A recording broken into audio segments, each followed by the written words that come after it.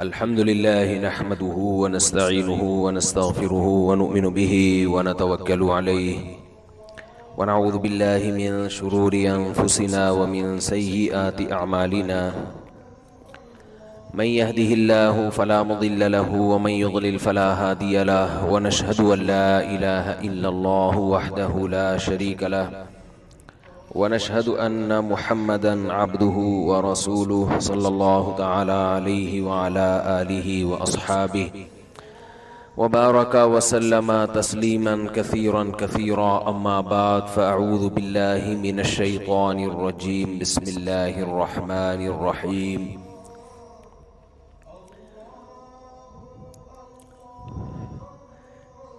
قال الله تعالى يا أيها الذين آمنوا ادخلوا في السلم كافة ولا تتبعوا خطوات الشيطان إنه لكم عدو مبين وقال النبي صلی اللہ علیہ وسلم یہ پہلے ٹھیک تھی،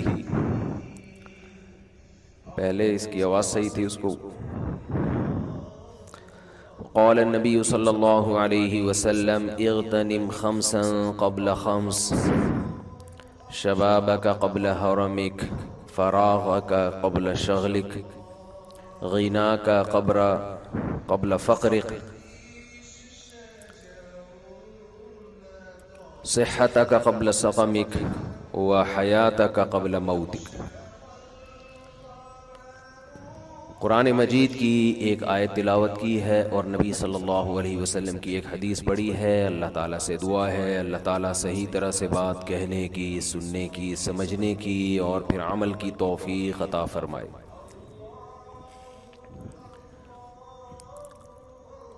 یہ جو میں نے حدیث پڑھی ہے، رسول اللہ صلی اللہ علیہ وسلم نے اس حدیث میں وقت کی قدر کرنے کا ہمیں حکم دیا ہے کہ اپنے ٹائم کی، اپنے وقت کی قدر کرو۔ اس قدر کو سمجھانے کے لیے آپ صلی اللہ علیہ وسلم نے 5 چیزوں کا تذکرہ کیا کہ 5 چیزوں کو 5 چیزوں سے پہلے غنیمت سمجھو۔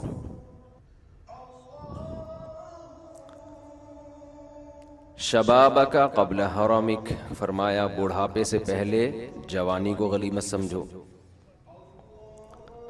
فراغک قبل شغلک، جو فراغت کے ایام ہیں ان کو غنیمت سمجھو، اس سے پہلے کہ مشغولیت بڑھ جائے، بیزی ہو جائیں آپ۔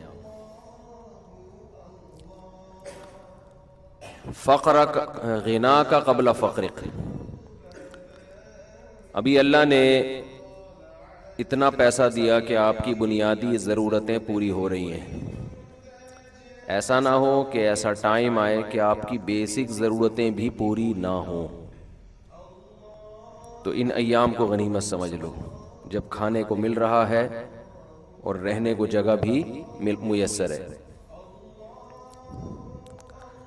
صحتک قبل سقمک، ابھی صحت ہے، چل پھر سکتے ہو، کھا پی سکتے ہو، آرام کر سکتے ہو، بول سکتے ہو، محنت کر سکتے ہو۔ بعض دفعہ ایسا وقت آتا ہے کہ انسان بستر پہ چلا جاتا ہے، بیمار ہو جاتا ہے، پھر وہ صحت کے ایام کو یاد کر رہا ہوتا ہے۔ اور آخر میں فرمایا حیاتک قبل موتک، ابھی زندگی ہے لیکن یہ ہمیشہ نہیں رہے گی، ایک وقت موت کا بھی آنے والا ہے، تو اس زندگی کو غنیمت سمجھ لو اس موت سے پہلے پہلے۔ یہ 5 چیزوں کا نبی صلی اللہ علیہ وسلم نے تذکرہ کیا ہے۔ اس کا حاصل یہ ہے، خوب سمجھ لیں، جب بھی حدیث میں کوئی تذکرہ آئے 5 چیزیں یا 4 چیزیں یا 3 یا 2 عدد بیان ہو تو اس کا مقصد وہ عدد نہیں ہوتا، وہ صرف یاد کرانے کے لیے، ورنہ 5 نہیں سینکڑوں ایسی چیزیں ہیں۔ آج نئے نئے مفتی پیدا ہو رہے ہیں نا، جو آپ کو مجتہدین سے ہٹاتے ہیں، تو وہ حدیث پیش کریں گے، دیکھو حدیث میں یہ 3 چیزیں ہیں تو بس 3 ہیں، چوتھی کہاں سے لے آئے؟ 4 چیزیں ہیں، 5ویں کہاں سے لے آئے؟ 5 چیزوں کا تذکرہ ہے، 6ٹھی مفتیوں نے، مولویوں نے خود نکال لی۔ یہ وہ لوگ ہیں جن کو قرآن و سنت کے علاوہ سب کچھ آتا ہے. طنز کرتے ہیں مولوی ایسے بتا رہے ہیں، مفتی لوگ یہ بتا رہے ہیں. اس کی مثال دے کے پھر میں موضوع کی طرف آتا ہوں. جیسے نبی صلی اللہ علیہ وسلم نے فرمایا اذا مات ابن آدم انقطع عمله الا من ثلاث، جب انسان کی موت ہو جاتی ہے 3 چیزیں جاری رہتی ہیں اس کے عمل میں سے. صدقۃ جاریۃ، جو اس نے صدقہ چھوڑا جو ہمیشہ چلتا رہے گا. ولد صالح يدعو له، نیک اولاد جو اس کے لیے دعائیں مانگتی رہے گی. علم ينتفع به، وہ علم جس سے لوگ فائدہ اٹھاتے رہیں گے. اب لوگ کہتے ہیں اس میں ایصال ثواب کہاں سے آ گیا؟ اس سے بھی واضح ایک اور حدیث ہے جس میں آتا ہے ایک صحابی نے نبی سے عرض کیا یا رسول اللہ، ایک صحابیہ نے عرض کیا میری والدہ کا انتقال ہو گیا ہے، افاتصدق عنہا، کیا میں والدہ کی طرف سے صدقہ کر سکتی ہوں؟ آپ نے فرمایا ہاں. تو صدقہ اس کا ثواب کہاں کس کو پہنچ رہا ہے؟ اولاد صدقہ کر رہی ہے، اولاد دعا مانگ رہی ہے، ثواب کس کو مل رہا ہے؟ والدین کو مل رہا ہے.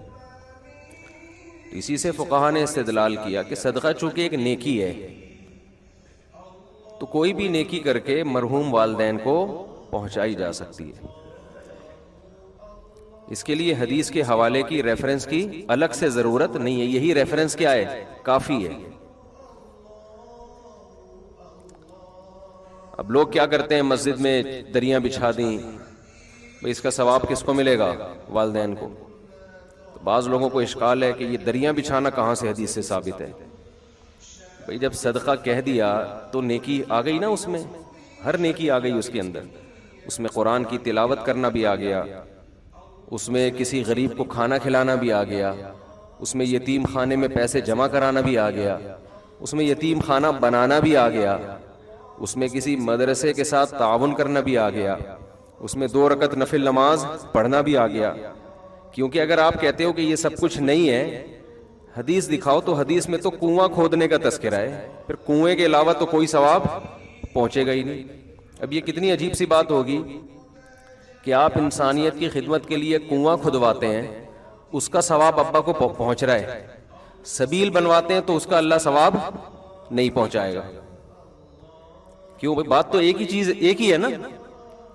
اور جب کوئی مفتی کہتے نہیں اگر آپ نے سبیل بنوا دی، کسی سفر میں کہیں راستے میں کولر پانی کا رکھ دیا تاکہ اس کا ثواب ابا اماں کو پہنچے، اگلا کہتے ہیں حدیث دکھاؤ، کولر کا کہاں تذکرہ ملتا ہے حدیث میں؟ تو یہ سینس لیس ہونے کی علامت ہوگی کہ نہیں ہوگی؟ تو آج کے جو نئے نئے مجتہدین مارکیٹ میں یوٹیوب پہ آ رہے ہیں نا، ان کا جو سوچنے کا اسٹائل ہے نا وہ بہت محدود اور فقہی بصیرت سے بالکل خالی. وہ ریفرنسز پہ چل رہے ہوتے ہیں کہ دیکھو حدیث میں آتا ہے صدقہ کرنے کا ثواب پہنچتا ہے تو ریفرنس ہم نے حدیث کا دے دیا صدقے کا. قرآن پڑھنے کا ثواب دکھاؤ کہاں ثابت ہے بھائی؟ تلاوت کا ثواب ماں باپ کو ملتا ہے، یہ کہاں ثابت ہے؟ تو بھائی صدقہ نیکی ہے. حدیث کا مقصد یہ ہے کہ جب کوئی شخص مر جاتا ہے تو اس کے اپنے عمل کا دروازہ بند ہو گیا، بعد والا اس کے لیے کوئی عمل کرتا ہے تو وہ دروازہ اللہ کبھی بھی بند نہیں کرتے. یہ اللہ کی رحمت ہے. البتہ یہ جو حدیث میں 3 کا عدد ہے نا، یہ 3 سمجھانے کے لیے، 3 نہیں، وہ 6 بھی ہو سکتے ہیں، 3000 بھی ہو سکتی ہیں وہ چیزیں. تو اس میں خوب سمجھ لیں کہ کوئی بھی نیکی کی جائے مرحوم کے لیے اس کا ثواب میت کو ملتا ہے. یہاں ایک اشکال ہے کہ پھر صحابہ کرام سے کیوں ثابت نہیں ہے قرآن پڑھ کے بخشنا؟ بھئی صحابہ تو نیکی پہ ہم سے زیادہ حریص تھے نا، صحابہ سے ثابت کیوں نہیں ہے؟ تو صحابہ سے اس لیے ثابت نہیں ہے کہ یہ عمل اجتماعی طور پہ ناجائز ہے. کیونکہ کوئی بھی نفلی کام اس میں اجتماع کے لیے الگ سے دلیل کی ضرورت ہے. اگر وہ الگ سے اجتماع کے لیے الگ سے دلیل نہیں ہوگی تو نفلی کام انڈیویجولی آپ کر سکتے ہیں، انفرادی طور پہ آپ کر سکتے ہیں، اجتماعی حیت پہ آپ نہیں کر سکتے. تو صحابہ نے چونکہ اجتماعی حیت پہ نہیں کیا اس لیے ثابت نہیں ہے. انفرادی کیا یا نہیں کیا؟ تو انفرادی عمل بیان نہیں کیا جاتا. اب کوئی بھی اپنے والد کے لیے کوئی تلاوت کر رہا ہے کہ اللہ اس کا ثواب اس کو پہنچ جائے، تو یہ تو دل کی چیز ہے نا، اس کو کوئی راوی کیسے ہائی لائٹ کرے گا، کیسے اس کو نمایاں کیا جائے گا؟ تو دل کی بات ہے. تو کتنے صحابہ نے نیک اعمال کیے، یہ ثابت ہے کہ انہوں نے فلاں عمل بھی کیا، فلاں عمل بھی کیا، فلاں عمل بھی کیا. اب دل میں کیا نیت تھی؟ اپنے والدین کو ثواب پہنچانا چاہتے تھے یا نہیں؟ یہ نیت یہ وہ جانے، اللہ جانے. ایسے تھوڑی ہوتا تھا کہ یہ پنکھا ابا کے ثواب کے لیے لکھتے تھوڑی تھے لوگ، دل میں نیت ہوتی تھی. اس سے یہ بھی پتہ چل گیا کہ قرآن پڑھنا اپنے والدین کے اس کو ثواب پہنچانے کے لیے جائز ہے، لیکن ایصال ثواب کے لیے قرآن خوانی جائز نہیں ہے. سمجھتے ہیں کہ نہیں سمجھتے؟ There are two types of قرآن خوانی. قرآن خوانی جو اجتماعی سطح پہ ہوتی ہے نا، پبلک آتی ہے، سب قرآن پڑھتے ہیں، تو کتنی قسمیں ہیں اس کی؟ انگلی سے اشارہ بھی کر رہا ہوں، 2 قسمیں، بلکہ ہم 3 قسمیں بنا لیتے ہیں. اجتماعی ہیئت میں قرآن جو پڑھا جاتا ہے، سب لوگ اکٹھے ہو کے پڑھتے ہیں، اس کی 3 قسمیں ہیں. ایک قسم تو یہ مرحوم کے ثواب کے لیے، ہمارے ابا کا انتقال ہو گیا، تمام حضرات سے گزارش ہے ہمارے گھر تشریف لائیں، آج قرآن خوانی ہوگی. یہ عمل بدعت ہے، ناجائز ہے، کیونکہ اس طرح اجتماعی ہیئت پہ قرآن پڑھنا بطور عبادت کے پڑھا جا رہا ہے ثواب پہنچانے کے لیے، اور نفلی کام میں عبادت اجتماعی سطح پہ جب آپ کرتے ہیں اس کے لیے الگ سے قرآن و سنت میں دلیل کی ہمیں ضرورت ہے. میرے بارے میں آج کل یہ بہت کہا جا رہا ہے، میں تو سروے کرتا ہوں نا کہ اس کو قرآن و حدیث نہیں آتا، بس کو شادیاں آتی ہیں، یہ آتا ہے، وہ آتا ہے، لطیفے آتے ہیں. ہمارے جو طلبہ میں لیکچر ہوتے ہیں نا وہ اور اسٹائل کے ہوتے ہیں، عوام میں لیکچر اور اسٹائل کے ہوتے ہیں. عوام کے سامنے زیادہ علمی موشگافیاں جھاڑنا یہ کوئی عقل مندی کی بات نہیں ہے. اختلافی مسائل، کبھی ہمارے مدرسے میں آئے بیٹھے، 20 سال ہم نے تدریس کی ہے، تو تدریس عربی کتابوں کی ہے، جس میں حدیث بھی ہے، جس میں تفسیر بھی ہے، جس میں عربی گرامر بھی ہے، جس میں فقہ بھی ہے، جس میں عربی ادب کی مشکل کتابیں بھی ہیں. تو آج مسئلہ یہ ہے کہ جس کو 2-4 الفاظ آ جائیں نا قرآن و حدیث کے ریفرنس کے، وہ ایک چینل کھول کے ایسے بھڑکیاں مارنا شروع کر دیتا ہے جیسے اسی پہ نازل ہوا ہے، باقی کسی کو کچھ بھی نہیں آتا. تو خیر ہم اپنے ٹاپک کی طرف آتے ہیں. تو اجتماعی ہیئت پہ جو قرآن پڑھا جاتا ہے، چونکہ وہ ایک عبادت کے طور پر ہے، تو عبادت کے لیے جب اجتماعی سطح پہ ہوگی نا، قرآن پڑھنے کی دلیل تو ثابت ہے، اجتماعی سطح پہ یہ ثابت نہیں ہے. اس کی مثال ایسے جیسے جمعے سے پہلے آپ سنت پڑھتے ہو، انفرادی اخپل طریقے سے پڑھتے ہیں نا. اگر اجتماعی ہیئت پہ ہو کہ تمام حضرات تشریف لے آئیں، آج ہم تہجد کی نماز پڑھ رہے ہیں، یا آج ہم فلاں فجر کی سنتیں پڑھ رہے ہیں، تمام حضرات تشریف لے آئیں، تو یہ عمل کیا بن جائے گا؟ ناجائز. یہ اجتماعی ہیئت پہ نہیں ہوگا. فرض نماز اجتماعی طور پہ پڑھی جائے گی، اس میں بلایا بھی جائے گا اذان کے ذریعے، نفل نماز نہیں ہوگی. ایک دفعہ میں نے بیان میں یہ کہہ دیا کہ تہجد کی نماز جماعت کے ساتھ، جو اتنی بڑی بڑی جماعتیں ہوتی ہیں، جائز نہیں ہے. تو نیچے لوگوں کے کمنٹس آئے تھے، لو جی ایک نیا مسئلہ آ گیا، تہجد بغیر. پھر پوچھنے لگے اس کی دلیل کیا ہے؟ کوئی حدیث کا ریفرنس تو دیا نہیں مفتی صاحب نے، بس مسئلہ بتا دیا. اتنے نیچے نیگیٹو کمنٹس کہ ان لوگوں کو یہ اپنے فرقے کے گول کیپر ہیں، یہ اپنے فرقے کو پھیلانے کی کوشش کر رہے ہیں. دیکھو بغیر دلیل کے، جس بیچارے کو یہ نہ پتا ہو، جن بیچاروں کو کہ دلیل اس کے ذمہ ہوتی ہے تو دعویٰ کرتا ہے. دلیل کس کے ذمہ ہوتی ہے؟ جو دعویٰ کرتا ہے. جو دعویٰ کرے گا نا کہ تہجد کی جماعت اتنی بڑی ہیئت کے ساتھ کہ پبلک کو بلا کے اکٹھے جماعت کرائی جائے، وہ ایک نیا مسئلہ بیان کر رہا ہے. اس سے ہم پوچھیں گے قرآن و سنت سے اس کا ثبوت دکھاؤ، کہیں بھی نہیں ہے. تو دلیل اس کے ذمہ جو اس عمل کو جائز کہہ رہا ہے، جو ناجائز کہہ رہا ہے اس کے ذمہ ریفرنس پیش کرنا نہیں ہے. وہ بغیر ریفرنس کے اس کی بات زیادہ مضبوط ہے. نہیں آئی میرا غلط بات سمجھ؟ میں کہوں وسیم بھائی نے میرے 1 لاکھ روپے چرائے ہیں، اللہ نہ کرے وسیم بھائی ایسے نہیں ہے. وسیم بھائی کہہ رہے ہیں میں نے کوئی نہیں لیے، کورٹ میں کیس گیا، میں کہہ رہا ہوں وسیم نے لیے ہیں، عدالت وسیم کہہ رہے ہیں میں نے نہیں لیے. عدالت مجھ سے کہتی ہے گواہ پیش کرو, دلیل دو, اس نے لیے. میں کہتا ہوں دلیل یہ دے گا کہ اس نے نہیں لیے. بولو نا کیا ہو گیا؟ یہ کوئی عقل مندی کی بات ہوگی؟ میں بولوں گا کہ اس نے لیے ہیں, وہ کہے گا میں نے نہیں لیے. عدالت کہتی ہے مجھے کہ گواہ پیش کرو کہ اس نے چوری کی ہے, تمہیں کوئی کیمرہ دکھاؤ, کوئی دلیل دو. میں کہوں یہ دعویٰ کر رہا ہے کہ اس نے نہیں لیے, یہ دلیل پیش کرے گا. یہ عدالت کہے گی بھائی پہلے اپنی کھوپڑی کا علاج کراؤ. تو قرآن و سنت کے ساتھ جو ہے نا, جو آج کل نئے نئے اسکالر آ رہے ہیں, انہوں نے اسی طرح تختہ مشق بنایا ہوا قرآن و سنت. انتہائی فضول بات ہے کہ قضاء عمری پہ دلیل مانگیں کہ نمازیں جب 10 سال کی اکٹھی ہو جائیں تو دلیل دو کہ یہ پڑھنا ضروری ہے. یہ ایسا ہی حماقت ہے کہ جیسے میں کہوں وسیم نے مجھ سے 1 لاکھ روپے لیے, وہ کہہ رہے نہیں لیے. میں کہہ رہا ہوں دلیل لے کے نہیں لیے. نماز ذمے سے ساقط نہیں ہوتی جب تک قضا نہیں پڑھو گے آپ, اور توبہ بھی اور قضا بھی. تو دلیل اس کے ذمے جو کہے کہ 10 سال جب اکٹھی ہو جائیں تو بغیر توبہ بغیر قضا کے معاف ہو جاتی ہیں, وہ دعویٰ کر رہا ہے, وہ نماز آپ کے ذمے سے ساقط کر رہا ہے جو اللہ نے فرض کی ہے. اس ساقط کرنے کی کیا دلیل ہے؟ آپ کوئی ایک ضعیف حدیث بھی پیش کر دو. سمجھ میں نہیں آ رہی میرا خیال ہے بات. اتنا اسلام کا بھاری بھرکم حکم جس سے بڑا اسلام میں کوئی حکم ہی نہیں ہے. 10 20 سال ہو گئے پیتے رہے, نماز ہی گول کر دی.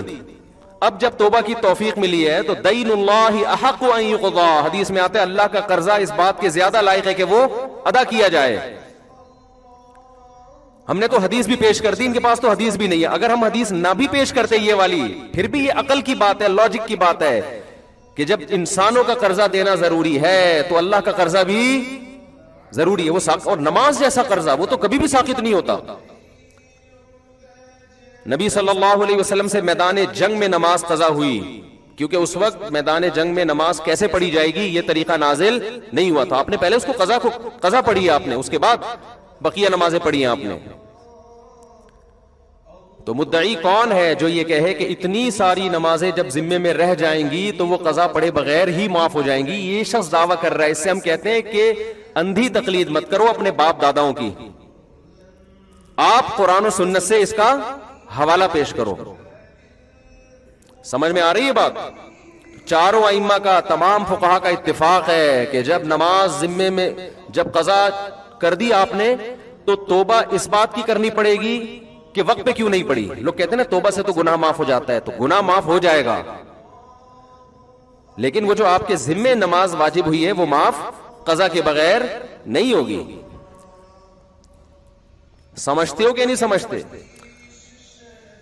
لیکن وہ آپ دیکھو کتنا قضاء عمری پہ تماشا بنایا آج کل نئے نئے اسکالرز نے کہ قضاء عمری بس اللہ غفور رحیم ہے. اللہ پہ تم ایک چیز ڈال رہے ہو بغیر دلیل کے, اللہ غفور رحیم ہے, اتنا یہ کافی نہیں ہے کہ 10 سال کی نمازیں وہ جو آپ نے ٹائم پہ نہیں پڑھی وہ معاف کرنے کے لیے تیار ہے. یہ مطلب ہے غفور رحیم کا, یہ مطلب نہیں ہے کہ جو اس کا حق ہے وہ بھی آپ پی جاؤ گے, وہ تو آپ کو دینا پڑے گا. زکاتیں بھی ذمے سے ساقط نہیں ہوتی. 20 سال زکات نہیں دی تو 20 سال کی زکاتیں بولو دینی پڑیں گی. رمضان کے روزے چھوڑ دیے ادا کرنے پڑیں گے. حائضہ عورت سے اللہ نے نماز کو ساقط کر دیا, اس پر فرض ہی نہیں ہوتی, لہذا اس کو پڑھنے کا حکم نہیں ہے. اس کا تقاضا یہ تھا کہ روزہ بھی اللہ نے اس سے ساقط کیا نا, ہونا یہ چاہیے تھا روزہ بھی معاف کر دیا جاتا, لیکن اللہ نے روزہ معاف نہیں کیا. تو یہ بتانے کے لیے کہ فرض میں اصل تو یہی ہے کہ قضا کیا جائے گا, چاہے اللہ کے کہنے سے ہی قضا کیا ہو. نماز میں اللہ نے اس کو چھوٹ دی ہے, لیکن وہ چھوٹ بھی اس لیے کہ وہ اللہ کے آرڈر پہ چھوڑ رہی ہے. آپ نے جو 10 سال نمازیں پی ہیں وہ اللہ کے کہنے پہ نہیں چھوڑی ہیں. بعض لوگ یہ دلیل دیتے ہیں کہ ما جعل علیکم فی الدین من حرج, اللہ نے دین میں تنگی نہیں رکھی ہے, تو 10 20 30 سال کی نمازیں قضا لگانا یہ تو حرج ہے دین میں. واقعی حرج ہے 30 سال کی نمازوں کا کسی کو حکم دینا پڑے, لیکن یہ حرج اس وقت ہے جب 30 سال کی نمازیں آپ اس سے ایک دن میں پڑھوائیں. جب آپ 30 سال کی نمازوں کے لیے 30 سال کا ٹائم دے رہے ہیں اس کو, یا 10 سال کا ٹائم دے رہے ہیں, پھر تھوڑی حرج ہے. تو یہ نئے نئے اسکالرز کو سننا چھوڑ دو خدا کے واسطے, یہ تمہیں جہنم کی آگ کی طرف لے کے جائیں گے. یہ ریفرنسز ہیں ان کے پاس, قرآن حدیث, آتا واتا ان کو کچھ بھی نہیں ہے. میں جو اتنا چیختا ہوں نا مجتہدین کو فالو کرو, ابو حنیفہ, مالک, شافعی, احمد بن حنبل, یہ اس لیے کہ تم ان لوگوں سے بچو, اپنے فرقے کے گول کیپر کے طور پہ نہیں. فوراً جب ہم کوئی بات کرتے ہیں نا تو فوراً یہ کہ یہ تو اپنے فرقے کے کیا ہیں، گول کیپر ہے. یہ بات غیر مسلم بھی کرتا ہے. جب آپ اسلام کے برحق ہونے کی بات کرتے ہو کہتے ہیں یہ تو چونکہ مسلم ہے لہذا اس نے کس کو سپورٹ کرنا ہے، اسلام کو. بھائی ہم مسلم ہونے کی وجہ سے اسلام کو سپورٹ نہیں کر رہے، اسلام کے مدلل ہونے کی وجہ سے مسلم ہیں. اسلام کے علاوہ ہمیں کوئی سمجھ میں ہی نہیں آتا. تو ہم جو چاروں ائمہ کے قائل ہیں نا کہ ان چاروں فقہ میں سے کسی ایک کو فالو کرو، اس لیے نہیں کہ ہم ان میں سے ایک کو فالو کرتے ہیں، بلکہ اس لیے کہ ہم فالو اس لیے کرتے ہیں کہ ان کا فقہ مدلل ہے، اس میں قرآن و حدیث کو صحیح طرح سے سمجھا گیا ہے اور اس میں امت اختلاف اور انتشار سے بچے گی. اس کے علاوہ جتنے پیکج امت کو جوڑنے کے لیے دیے جا رہے ہیں وہ امت کو جوڑنے کے بجائے توڑنے ہیں.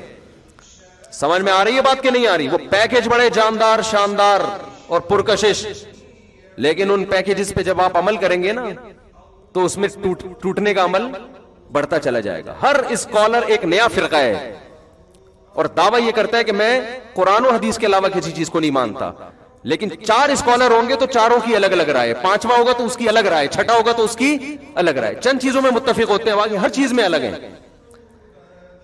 تو یہ امت کا ویسے ہی بیڑا غرق ہونے والا ہے جس طرح سے ابھی چل رہا ہے نا حساب کتاب. اور ان جدید جتنے اسکالرز ہیں نا ان میں ایک چیز کامن ہے، قضاء عمری کا سب کیا کرتے ہیں؟ انکار. قدیم جتنے اسکالرز ہیں مذہب کے ان میں ایک چیز قدر مشترک ہے، قضاء عمری کا کوئی بھی انکار نہیں کرتا. قضاء عمری سمجھتے ہیں کہ نہیں سمجھتے؟ تو کہاں ہم ابھی آتے ہیں اس دوبارہ سے اصل ٹاپک کی طرف آؤں گا میں. تو وہ میں کہہ رہا تھا کہ اجتماعی حیت پہ قرآن خوانی کیا ہے میرے بھائی؟ بولو نا. جائز نہیں ہے. کیوں جائز نہیں ہے؟ جب اجتماعی سطح پہ کوئی عمل کرتے ہیں جیسے تہجد ہے، تہجد میں نبی صلی اللہ علیہ وسلم نے لوگوں کو جمع کر کے کبھی نہیں بلایا، کوئی ایسی روایت نہیں ہے. ہمیشہ آپ نے تہجد پڑھی، 1 2 3 4 صحابہ آپ کے ساتھ شامل ہو گئے. یہ جائز ہے، ہم بھی اس کو جائز کہتے ہیں. امام ابو حنیفہ کو چونکہ قرآن و سنت بہت اچھی طرح سے آتا تھا لہذا اس عمل کو امام حنیفہ جائز کہتے ہیں. بھائی اتفاقی طور پر کوئی تہجد کے لیے کھڑا ہوا ہے، 2 4 آدمی اس کے پیچھے آ جائیں، اعلان کر کے کہ فلاں اتنے بج کے اتنے منٹ پہ ہمارے یہاں تہجد کی نماز ہوگی، تمام حضرات تشریف لے آئیں. اس کا ثبوت ہمیں قرآن و سنت میں نہیں ملتا، صرف رمضان میں حضرت عمر کے عمل سے ملتا ہے، تراویح جس کو کہا جاتا ہے، اس لیے اس کو نام بھی الگ دیا گیا. سمجھتے ہو کہ نہیں سمجھتے؟ اس میں اجتماعی حیت. اور حضرت عمر نے کیوں؟ اس لیے کہ نبی نے یہ رمضان میں 3 دن کیا پھر چھوڑ دیا تاکہ فرض نہ ہو جائے. تو حضرت عمر سمجھتے تھے کہ آپ نے اس لیے چھوڑا فرض نہ ہو جائے، یہ اس کی علامت ہے، آپ اس کو زندہ رکھنا چاہتے تھے. تو اب فرضیت کا امکان ختم ہو گیا لہذا حضرت عمر نے اس عمل کو دوبارہ شروع کرا دیا. تو رمضان گیا اور وہ تراویح کی نماز گئی. اس میں قیام اللیل کا بھی ہمیں ثبوت نہیں ملتا کہ الگ سے پھر رات کو اجتماعی حیت پہ نماز پڑھی جائے. تو قرآن خوانی کیا عمل ہے میرے بھائی؟ غلط ہے، اس کو ترک کر دینا چاہیے. جب کسی کا انتقال ہو جائے تو آپ اخپل طریقے سے، سب سے بہتر تو وہ چیز ہے جو منصوص ہے، جس کا حدیث میں صراحتاً ذکر ہے، وہ صدقہ خیرات ہے. سب سے بہتر وہ ہے. اس کو آج کل لوگ فوکس نہیں کر رہے، قرآن خوانیوں پہ پورا زور لگایا ہوا ہے اور پھر اس میں دیگیں چلتی ہیں، کھانے چلتے ہیں، لوگ آتے ہیں بوٹیاں پھوڑ رہے ہوتے ہیں، عجیب ہی منظر ہوتا ہے. ولیمے اور میت کا فرق کیا ہو گیا؟ ختم. تو یہ پھوڑنے پھاڑنے کے ٹائم نہیں ہے. یہ اخپل طریقے سے چپکے سے غریب کو صدقہ کر دو، اور اپنے طور پہ کوئی تلاوت کرنا چاہے تو اس میں بھی کوئی حرج نہیں ہے. اگرچہ تلاوت میں فقہا کا اختلاف ہے لیکن صدقے میں سب کا کیا ہے؟ اتفاق ہے. تو دیر آر کتنی ٹائپس آف 3. ایک تو ایصال ثواب کے لیے قرآن خوانی، وہ جائز نہیں ہے. دوسرا قرآن خوانی کی قسم ہے برکت کے لیے قرآن خوانی. دکان کھولی آپ نے نئی، آپ نے مکان بنایا، آپ چاہتے ہو یار اس میں کوئی اچھا کام پہلے ہو جائے، بجائے اس کے کہ ڈائریکٹ جا کے ڈرامہ دیکھنا شروع کر دیں بچے آ کے. ایسا ہی ہوتا ہے نا. تو کام کی ابتدا کس سے ہو بھائی؟ برکت سے ہو. اور کوئی بھی شیطانی اثرات ہوں اس سے یہ گھر پاک ہو جائے تو اس کے لیے قرآن خوانی کی جاتی ہے. تو برکت کے لیے قرآن خوانی چونکہ عبادت کے طور پہ نہیں ہے، وہ از قبیل رقیہ ہے. رقیہ سمجھتے ہیں وہ کیا ہے؟ دم جسے کہتے ہیں، رقیہ. تو رقیہ ایک علاج کی قسم ہے. علاج کے لیے قرآن و سنت سے ثبوت کی ضرورت نہیں ہوتی. جیسے آپ نے کہا بھائی فلاں آیت پڑھ کے مجھ پہ دم کر دیں مجھے بڑا فائدہ ہوتا ہے، تو اب اس کے لیے ثبوت کی ضرورت نہیں ہے. تو جیسے ایک صحابی رسول نے کسی پہ جن تھا تو سورہ فاتحہ پڑھ کے دم کر دیا، تو ان کو تو نہیں پتا تھا کہ اس سے فائدہ ہوگا، نہ نبی سے انہوں نے پوچھا تھا، بعد میں اطلاع ملی تو آپ نے فرمایا کہ یہ تو رقیہ ہے، سورہ فاتحہ تو اس سے تو فائدہ ہوتا ہے۔ یا سورہ بقرہ کا ورد کرا لیا گھر کے اندر، سمجھتے ہو حدیث میں آتا ہے سورہ بقرہ جس گھر میں پڑھی جاتی ہے اس گھر میں شیاطین نہیں آتے، حدیث کا مفہوم ہے۔ تو یہ بذات خود یہ جائز عمل ہے برکت کے لیے، لیکن بعض علماء کی رائے یہ ہے کہ لوگ برکت والی قرآن خوانی اور ایصال ثواب والی قرآن خوانی میں فرق نہیں کرتے، تو یہ والی قرآن خوانی ذریعہ بنتی ہے وہ والی قرآن خوانی کا۔ سمجھ میں آ رہی ہے بات؟ یہ ذریعہ بنتی ہے کس چیز کا؟ ایک بدعت کا۔ ایک بات تو یہ، دوسری بات یہ کہ جو برکت کے لیے قرآن خوانی عام طور پہ گھروں میں ہوتی ہیں، مدرسوں سے بچوں کو بلایا جاتا ہے، بچے بیچارے کھاپے کی نیت سے آتے ہیں، وہ صحیح طرح پڑھتے بھی نہیں ہیں، انتظار کر رہے ہوتے ہیں کھانے میں کیا ملے گا، ابے فلاں کے یہاں گئے تھے ایسی مزے کی نہاری کھلائی تھی، اس کی بریانی میں بوٹیاں ہی نہیں ہیں، گوشت ایسا ہے، تو برکت گئی تیل لینے۔ ایک قسم کا قرآن کے ساتھ کھاپے کا ذریعہ ہے یہ، ایک قسم بچوں کی عادتیں بھی خراب ہوتی ہیں اس سے، مفت کی عادت پڑتی ہے بچوں کو۔ محتمم کے اپنے مزے ہوتے ہیں کہ فری پھوکٹ میں آج ایک ٹائم کے کھانا کیا ہو گیا ہمارا، بچ گیا۔ اور پھر دینی مدارس کے جو طلبہ ہیں ان کا وقت انتہائی قیمتی ہے، اگر وہ واقعی طالب علم ہے اس کو چاہیے اپنے وقت کو کیا سمجھے؟ قیمتی۔ ادھر سے دعوت آ رہی ہے، ادھر قرآن خوانی میں جا رہا ہے، ادھر سے دعوت آ رہی ہے ادھر، یہ دینی مدرسوں کے طلبہ کے وقار کے خلاف ہے۔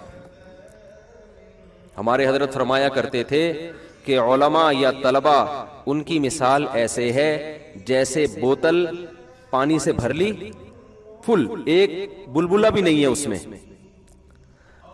اب آپ اس میں اگر پانی کا ایک قطرہ بھی ڈالیں گے نا تو پرانا ایک قطرہ نکالنا پڑے گا، پھر نیا قطرہ ایڈجسٹ ہوگا اس میں۔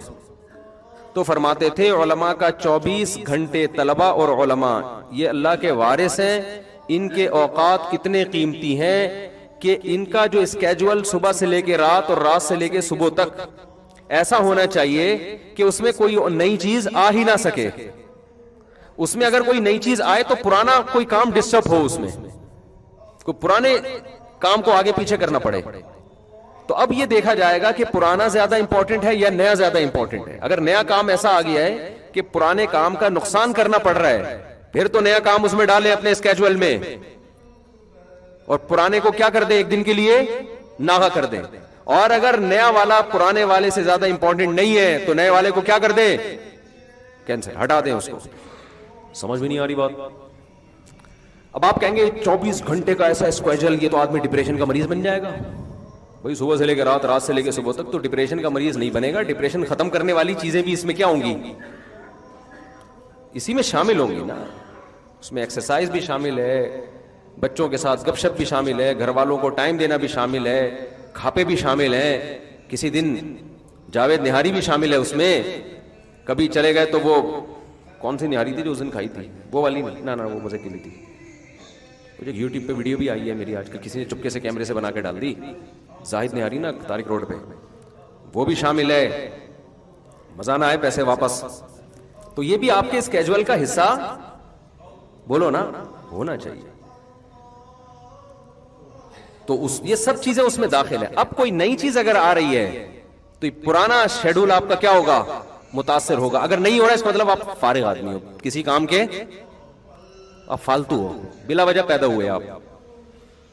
بلا وجہ پیدا اسے کہتے کان سے پکڑ کے جو جہاں چاہے لے جائے، آ جا یار کھاپے پہ چلے، آ رہا ہوں ٹھیک ہے نا، روزانہ کھاپا، روزانہ کھاپا، ابے آ جا ادھر بیٹھتے ہیں، بیٹھ گیا، ابے چل ادھر گٹر کا ڈھکن گورنمنٹ نے لگا دیا، وہ ہمارے گٹر کراچی میں ڈھکن نہیں ہوتے نا، تو ادھر ہمارے یہاں لگ گیا، آ جا بیٹھتے ہیں وہاں، چل بھائی بیٹھتے ہیں، پوری پوری رات بیٹھے ہوئے۔ اس کا مطلب یہ غلط پیدا ہو گیا ہے، اس کو بالکل پیدا ہونے کی کسی کام کا نہیں۔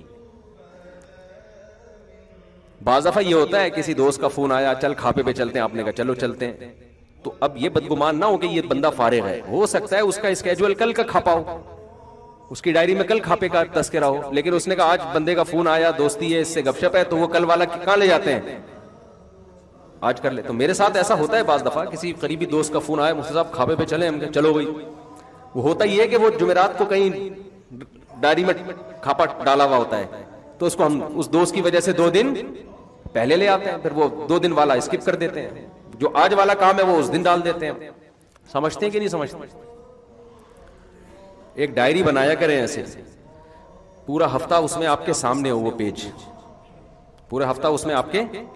ابھی میں بتاتا ہوں، یہ حدیث کی تشریح میں بتاتا ہوں میں تو، کیونکہ یہ حدیث کی میں نے تشریح شروع کر دی، وہ پھر ترتیب سے چلے گی تو زیادہ فائدہ ہوگا. ابھی میں وہ قرآن خوانی کا وہ جلدی سے مکمل کر کے پھر وہ حدیث پڑھی ہے نا، اس میں یہ آئے گا تذکرہ انشاءاللہ. صلو علی الحبیب. تو خیر،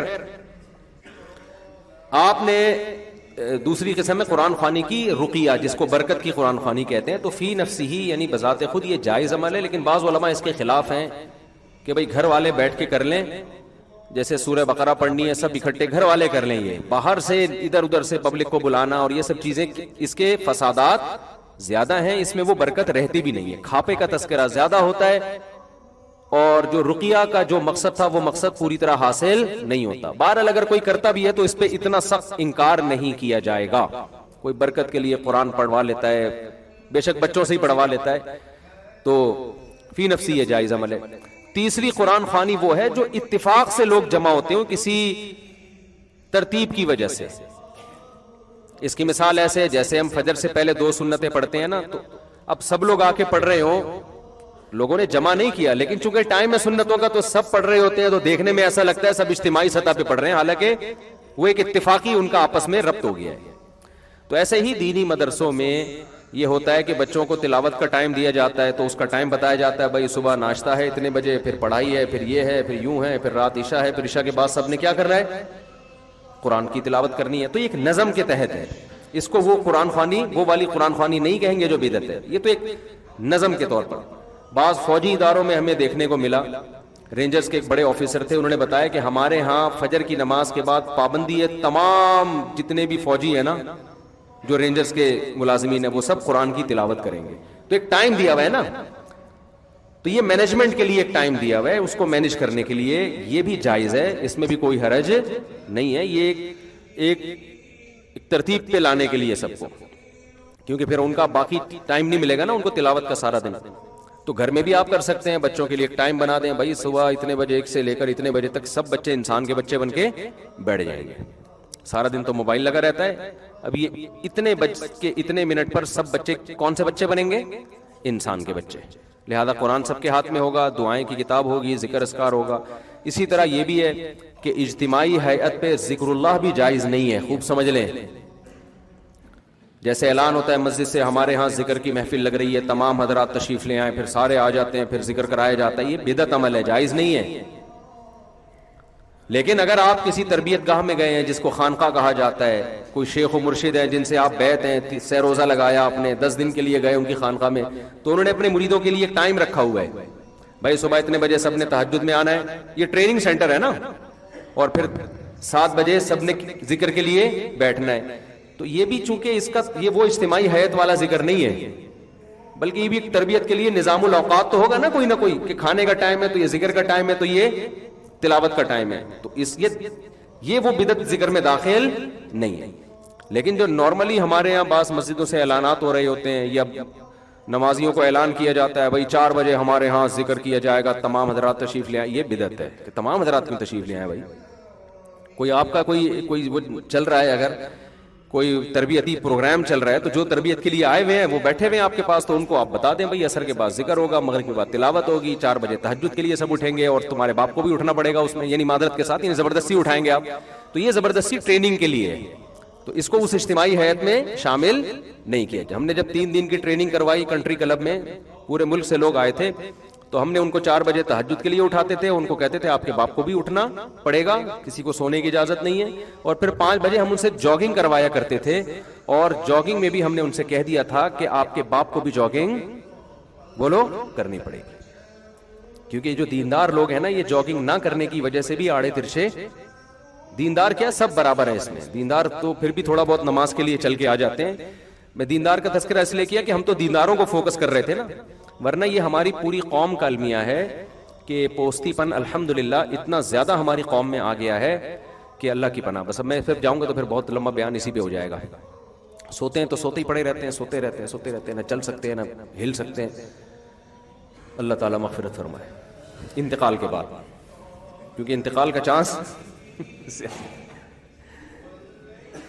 میں کوشش کرتا ہوں کہیں سیڑھیوں پہ کہیں جانا ہے نا تو لفٹ کے ذریعے حتی الامکان کوشش کرتا ہوں بچوں. کہیں بھی آپ کہیں فلیٹ میں رہتے ہیں کہیں جانا ہوتا ہے سیڑھیوں سے جایا کرو میرے بھائی. لفٹ کا استعمال کم, لفٹ کو لفٹ کر دو, لفٹ نہ دو لفٹ کو. لیو لیفٹ, لیفٹ ہے نا, لیو دو اس کو لفٹ کو, تو اس کو لفٹ نہیں کراؤ الا یہ کہ کہیں جلدی ہے. تو خیر, تو یہ قرآن خوانی کا ہم نے تھوڑا بتا دیا. میں جلدی سے حدیث کو کمپلیٹ کر دوں. تو میں نے جو حدیث پڑھی, نبی صلی اللہ علیہ وسلم نے ارشاد فرمایا 5 چیزوں کو غنیمت سمجھو. کس سے پہلے؟ 5 چیزوں سے پہلے. اچھا, میں نے جو بتایا 5 چیزیں, تو میں نے عرض کیا کہ حدیث میں جب 5 کا تذکرہ آتا ہے تو مراد 5 نہیں ہوتا. ان چیزوں کو ہائی لائٹ کر دیا, ورنہ یہ 5000 بھی ہو سکتی ہیں. تو اس کا حاصل یہ ہے کہ اپنے وقت کی قدر کرو, اپنے وقت کی قدر کرو. فراغک قبل شغلک, مشغول ہونے سے پہلے جو فراغت کے ایام ہے نا, کسی کوئی بڑی مشغولیت آ گئی, پھر آپ کفے افسوس ملتے رہو گے, یار اس وقت تو میں ویلا ہی بیٹھا ہوا تھا, یہ اس وقت کتنا ٹائم تھا میرے پاس, میں صبح پھر 12 بجے سو کے اٹھتا تھا, پھر میں سارا دن آوارہ گردی کرتا تھا, کاش وہ فراغت کے ایام آ جائیں, کاش. تو سوچتا رہے گا لیکن گیا ہوا وقت واپس نہیں آئے گا. اچھا, ان اصولوں پہ گورا بھی عمل کرتا ہے, خوب سمجھ لیں کہ بھائی فراغت کو غنیمت سمجھو, مشغولیت سے پہلے. یہ بات گورے بھی کرتے ہیں, ان کے موٹیویشنل اسپیکر بھی یہ بات کرتے ہیں, کسی اور اسٹائل سے کر لیں گے, لیکن سب پوری دنیا کا اس پر اتفاق ہے کہ اپنے ٹائم کی کیا کرو, قدر کرو. یہ تو پوری دنیا مانتی ہے نا. حدیث کے الفاظ دوبارہ دہرا دیتا ہوں, نئے نئے لوگ آئے ہیں. آپ نے فرمایا صحت کو غنیمت سمجھو بیماری سے پہلے, فراغت کو غنیمت سمجھو مشغولیت سے پہلے, پیسے کو غنیمت سمجھو غربت سے پہلے, اور جوانی کو غنیمت سمجھو بڑھاپے سے پہلے, زندگی کو غنیمت سمجھو موت سے پہلے. تو یہ بات گورے بھی مانتے ہیں, غیر مسلم بھی مانتے ہیں, بھائی ٹائم کی قدر کرو, ٹائم ویسٹ نہ کرو. لیکن اسلام جو آپ کو ٹائم ویسٹ کرنے سے بچاتا ہے اور جو گورا آپ کو بچاتا ہے, دونوں کے کانسیپٹ میں زمین اور آسمان کا فرق ہے. بلکہ گورا جس کو ٹائم بچانا کہہ رہا ہے, اسلام عین ممکن ہے اس کو ٹائم گنوانا سے تعبیر کرے کہ ٹائم ضائع ہو رہا ہے. اس سے بہتر تھا ویلا ہی بیٹھا رہتا. ویلا کا لفظ مجھے پنجابی سے ملا, بڑا ٹائٹ لفظ ہے. کچھ الفاظ پنجابی کے ایسے ہیں وہ اردو میں مزہ ہی نہیں آئے گا. اردو میں کہتے ہیں فارغ بیٹھا ہوا, ایسا لگتا ہے بہت مشغول ہے, یعنی بہت ہی. فارغ کا لفظ بڑا ایک مہذب سا لفظ, ویلا بڑا ویلا ہے, ویلا ہی ہے آج کل. تو ویلے میں جو مزہ ہے وہ, جیسے اخپل جو پشتو کا لفظ ہے نا, اخپل, وہ مزہ اپنے میں نہیں ہے. اخپل طریقے سے دین پہ چلتے ہیں. تو ٹائم بچانے کا مطلب یونیورسٹیوں میں بھی بتایا جاتا ہے نوجوانوں کو, اپنا ٹائم بیٹا ویسٹ مت کرو, ٹائم ضائع مت کرو. وہ کہہ رہے ضائع کہاں کر رہا ہوں, میں ویڈیو گیم کھیل رہا ہوں, ضائع تھوڑی کر رہا ہوں. میں ضائع کہاں کر رہا ہوں, میں فٹ بال کا میچ دیکھ رہا ہوں, انجوائے کر رہا ہوں, یہ ضائع تھوڑی ہو رہا ہے. میں سارا دن آج ٹی وی میں نے میچ دیکھا ہے, ٹائم میں نے ضائع بولو نہیں کیا.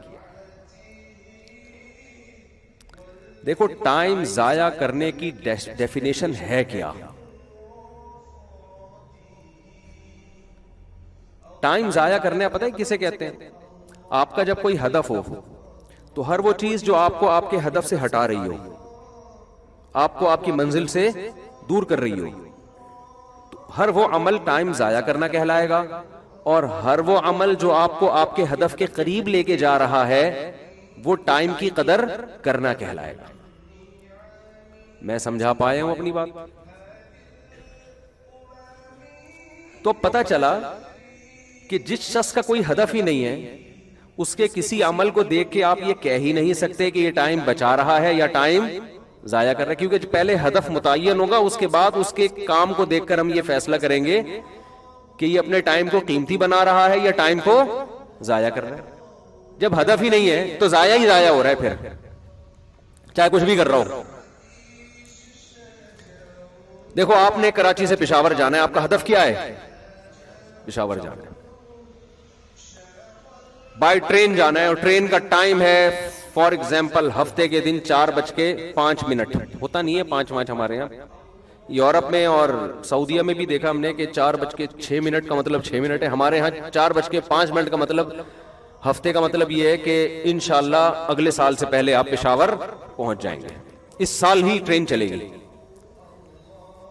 اگر سیلاب نہ آیا، زلزلے نہ آیا، ٹریک اپنی جگہ رہے اور آپ کی زندگی نے بھی آپ کے ساتھ وفا کی تو اس سال انشاءاللہ آپ ٹرین میں پشاور، یہ مطلب ہے، اسی حساب سے آپ اپنی ڈائری میں اسکیجول بنائے کریں۔ آج میں صبح 10 بجے اسلام آباد سے پہنچا ہوں یہاں کراچی نا، تو 10 بجے کی فلائٹ تھی، 12:45 اس نے کراچی جہاز میں اترنا تھا، 1:15 بجے میں نے ممبر پہ بیٹھنا تھا، تو ایئرپورٹ سے بھاگتے بھاگتے آنا پڑا نا مجھے، پھر نہانا بھی تھا، تو میں دعا مانگتا جا رہا تھا یا اللہ فلائٹ لیٹ نہ ہو جائے۔ 10 بجے جب میں ایئرپورٹ کی طرف جا رہا ہوں تو ایک فون آیا، میں ڈر گیا، میں نے کہا لے بھائی فلائٹ ہو گئی کینسل۔ تو ڈرتے ڈرتے میں نے، کیونکہ اگر 10 منٹ بھی 15 منٹ بھی آدھا گھنٹہ بھی فلائٹ لیٹ تو جمعہ گیا، ہمارا جمعہ گیا تھا، تو میں نے فون اٹھایا، جی کہہ رہے فلائٹ ٹائم پر ہے، تو مجھے اتنا خوش ہوئی، میں نے کہا اللہ تیرا شکر ہے۔ اور پھر اب مجھے اندازہ ہوا کہ یار آئندہ یہ رسک جمعے کے دن کبھی صبح کی فلائٹ نہیں لینی ہے، کیونکہ اس کا مطلب جمعہ کوئی بھروسہ نہیں ہے، پھر وہ ہماری جو ایئر لائنز ہیں ان کی بھینٹ، پھر انہی سے کہو گے پائلٹ سے تو ہی جا کے بیان کر لے بھائی۔ تو پاکستان میں اس چیز کا بڑا آپ کو خیال کرنا پڑتا ہے کہ آپ نے کوئی کام لازمی ٹائم پہ پہنچنا ہے نا، تو آپ کم سے کم 6 مہینے پہلے کا، یہ زیادہ ہو گئی، کم سے کم 24 گھنٹے کا تو مارجن آپ بولو رکھیں۔ پنجاب میں میرا بیان تھا، جلسے میں خطاب تھا، بہت دور دور سے لوگ آئے ہوئے تھے، اور 15 دن سے وہ کارڈ بٹ رہے تھے، مفتی صاحب آ رہے ہیں، وہ لاہور اتر کے گجرانوالہ جانا تھا میں نے، تو ماشاءاللہ فلائٹ اتنی لیٹ کہ 12 بجے تو یہاں سے اڑی ہے، وہ اتنی لیٹ، پتہ نہیں 7-8 گھنٹے لیٹ۔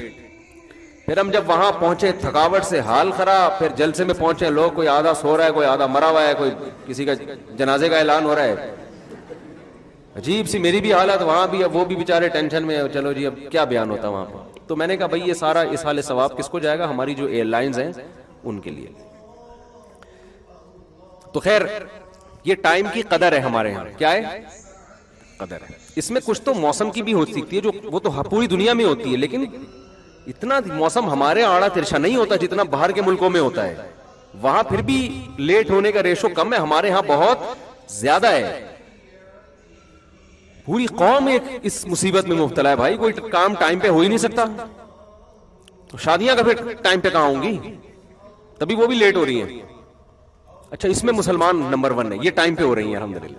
ٹائم سے مراد گوروں سے پہلے ہو جاتی ہیں، گورا ہر چیز میں چست ہے، شادی کے معاملے میں گورے سے زیادہ سست اس کائنات میں کوئی بھی نہیں، اتنا سست ہے نا، 50-55 میں جا کے سوچ رہا ہوتا ہے کہ رسک لیں یا نہیں لیں۔ بچے مشورہ دے رہے ہوتے ہیں اپنے ابا اماں کو، اب کر لو شادی، خدا کے لیے کچھ ہمارا بھی خیال کرو یار، کوئی غیرت بھی کچھ ہوتی ہے۔ ہاں ہم ڈیڈی پاپا اور مما بول بول کے تھک گئے، اب اس کو لیگل کر لو، تو پھر وہ سوچتے ہیں چلو یار اس میں سست ہیں۔ الحمدللہ ہمارے ہاں ان کی نسبت اس میں کیا ہے، ذرا نسبتاً چست ہے۔ تو میں یہ کر رہا تھا کہ دیکھو گورا اور ہمارے ہاں ٹائم بچانے کا تصور ایک دوسرے سے بالکل الگ ہے۔ وجہ اس کی ہے کہ ان کی منزل کچھ اور ہے، ہماری منزل کچھ اور ہے۔ عین ممکن ہے وہ جس کام کو ٹائم بچانا کہہ رہا ہو، اسلام اس کو ٹائم ویسٹ کرنا سے تعبیر کر رہا ہو۔ ہدف ہی الگ الگ ہے نا، ایک آدمی پشاور جا رہا ہے اور ایک کوئٹہ جا رہا ہے، ایک آدمی کہاں جا رہا ہے؟ پشاور، اور دوسرے کا ہدف کیا ہے؟ کوئٹہ۔ تو جس کا ہدف کوئٹہ ہے اور وہ چاہتا ہے ساری دنیا کوئٹہ پہنچے، تو جو پشاور کے رخ پہ سفر کرے گا تو یہ سمجھے گا نا کہ یہ ٹائم ویسٹ کر رہا ہے، یہ اپنی منزل سے دور ہو رہا ہے، اس کو آگے جا کے گھوم کے واپس آنا پڑے گا۔ لیکن جس کا ہدف پشاور ہو تو وہ کہے گا بھائی ٹائم تو ویسٹ کر رہا ہے، تجھے گھوم کے واپس ادھر آنا پڑے گا۔ تو مسلمان کا جو ہدف ہے وہ ہے آخرت۔ وہ کیا ہے؟ آخرت ہے، وہ دنیا ہے ہی نہیں۔ مسلمان دنیا کو حاصل کرتا ہے آخرت کے لیے، اور کمال کی بات ہے اسلام نے دنیا چھوڑنے کا حکم ہمیں دیا ہی نہیں۔ اسلام نے کہا، بلکہ عیسائیت پہ رد کیا ان پادریوں پہ جنہوں نے عیسائی مذہب میں رہبانیت کو ایجاد کیا کہ دنیا چھوڑو گے تو خدا راضی ہوگا۔ عیسائیت جو رہبانیت کی طرف گئی نا، اس کے بڑے نقصانات کیا ہوئے؟ قوم عیسائی مذہب سے بغاوت پہ کھڑی ہو گئی. اسلام کے عروج کا دور تھا جب اسلام اپنی بلندیوں پہ پہنچا ہوا تھا. گریٹ امپائر مسلمانوں کی امپائرز تھی. اس وقت سائنسی ترقی بھی مسلمانوں کی عروج پہ تھی، اور یورپ تاریکیوں میں ڈوبا ہوا تھا. سائنسی ترقی بھی نہیں تھی، توہم پرستی بہت زیادہ، نہ صفائی ستھرائی، اور عیسائیت اپنے زور پہ تھی یورپ میں. اب آپ دیکھیں، ادھر عیسائیت زور پہ ہے، سائنسی ترقی نل ہے. ادھر اسلام عروج پہ ہے، اور مسلمان سائنٹسٹ جو تھے وہ بھی کس پہ تھے؟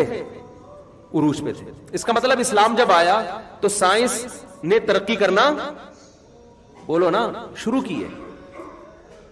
یہ جو ہماری یونیورسٹیاں تھیں نا اندلس میں، قرطبہ میں، یہاں یہ یورپین، اس وقت امریکہ تو دریافت نہیں ہوا تھا، یہاں یہ یورپین اقوام آ کے ہمارے سائنسدانوں سے ہماری یونیورسٹیوں میں سائنس پڑھا کرتے تھے. پھر جب یہ واپس جا کے دیکھتے اور اپنی سوسائٹی کا حال دیکھتے کہ پادریوں نے کس طرح سے ان کو سائنس اور ٹیکنالوجی سے دور کیا ہوا ہے، اور مسلم اسکالرز کیسے سائنس کے میدانوں میں ایک دوسرے سے آگے بڑھے ہوئے، اور اتنا آگے بڑھے ہوئے تھے کہ دینی مدرسہ اور سائنسی یونیورسٹی یہ دو الگ الگ چیزوں کے نام نہیں تھے. ایک مدرسے میں دین بھی سکھایا جا رہا ہے، وہی سائنٹسٹ بھی وہی پیدا ہو رہے ہیں. نہیں یہی بات میرا خیال ہے. تو یہ جو مذہب سے بغاوت شروع ہوئی ہے نا یورپ میں، یہ اصل میں مسلمانوں کو دیکھ کے شروع ہوئی ہے. اس کا بہت بڑا ذریعہ مسلم ہے کہ وہ واقع دیکھتے تھے کہ یہ کہاں سے کہاں پہنچ گئے. اور ہمارے والے جو ہے، جب وہ اس نے گیلیلیو تھا نا، اس نے جو دعویٰ کیا تھا زمین گول، گیلیلیو تھا، کون تھا وہ؟ ایک سائنٹسٹ تھا نا مشہور، جس نے دعویٰ کیا زمین کیا ہے؟ گول ہے. اس پہ پادریوں نے کیس کر دیا کہ تورات میں تو، انجیل میں تو لکھا ہے زمین چپٹی ہے، حالانکہ نہیں لکھا ہوا انجیل میں. جو توہم پرستی جو بھی آئی انہوں نے مذہب کے کھاتے میں ڈال دی. مسلمان سائنسدانوں نے جب بھی کوئی دعویٰ کیا، ان کے مقابلے میں کبھی بھی مذہبی اسکالر کھڑے نہیں ہوئے، کیونکہ قرآن نے کوئی ایسا دعویٰ ہی نہیں کیا جو سائنس کے اگینسٹ ہو، کوئی اگینسٹ ہو سائنس کے.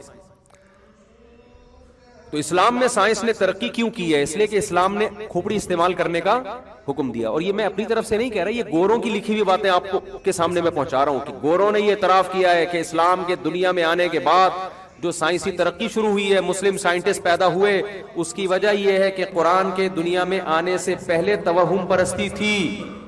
لوگ دیوتاؤں، مالاؤں اور مذہبی اسکالرز نے جو بول دیا پتھر پہ لکیر، جو ان کی فیلڈ نہیں ہے اس میں بھی وہ ٹانگ اڑا رہے ہوتے تھے. تو اسلام جب آیا تو اس نے عقل استعمال کرنے کا حکم دیا اور دلیل سے بات کرنے کا حکم دیا، دلائل کی دنیا میں لوگوں کو لے کر آیا. اس کے بعد سے مسلمانوں نے جہاں روحانی ترقی کی ہے وہاں مادی ترقی بھی شروع ہوئی ہے. تو آپ بتاؤ، مسلم قوم کی روحانی اور مادی ترقی ایک ساتھ ہوئی ہے، تو روحانی ترقی پہلے پھر اس کے نتیجے میں مادی. اس سے پتہ چلتا ہے کہ روحانی ترقی آپ کو مادی ترقی سے نہیں روکتی. یہ جو آج روحانیت کا کانسیپٹ ہے نا کہ کچھ بھی نہ آتا ہو حضرت جی کو، حضرت جی کو پتہ ہی نہ ہو، تو یہ اسلام کا پیش کردہ تصور نہیں ہے. ہمارے نبی صلی اللہ علیہ وسلم نے مادی اسباب بھرپور طریقے سے استعمال کیا. آپ کو پتہ ہے جب مدینہ آپ صلی اللہ علیہ وسلم ہجرت کر کے آئے تو تجارت بھی یہودیوں کے ہاتھ میں، اسلحہ کی فیکٹریاں بھی کس کے ہاتھ میں تھیں؟ یہودیوں کے ہاتھ میں. آپ صلی اللہ علیہ وسلم نے مدینہ منورہ میں جہاں مسجد قائم کی ہے، جیسے اسی طرح آپ نے بازار بھی قائم کیا تاکہ تجارت یہودیوں کے ہاتھ سے نکل کے کس کے ہاتھ میں جائے؟ مسلمانوں کے ہاتھ میں جائے، ہم ان پہ ڈیپینڈ نہ کریں. تو آج دین دنیا دونوں ایک دوسرے سے کیا ہو گئے ہیں؟ بولو نا، الگ.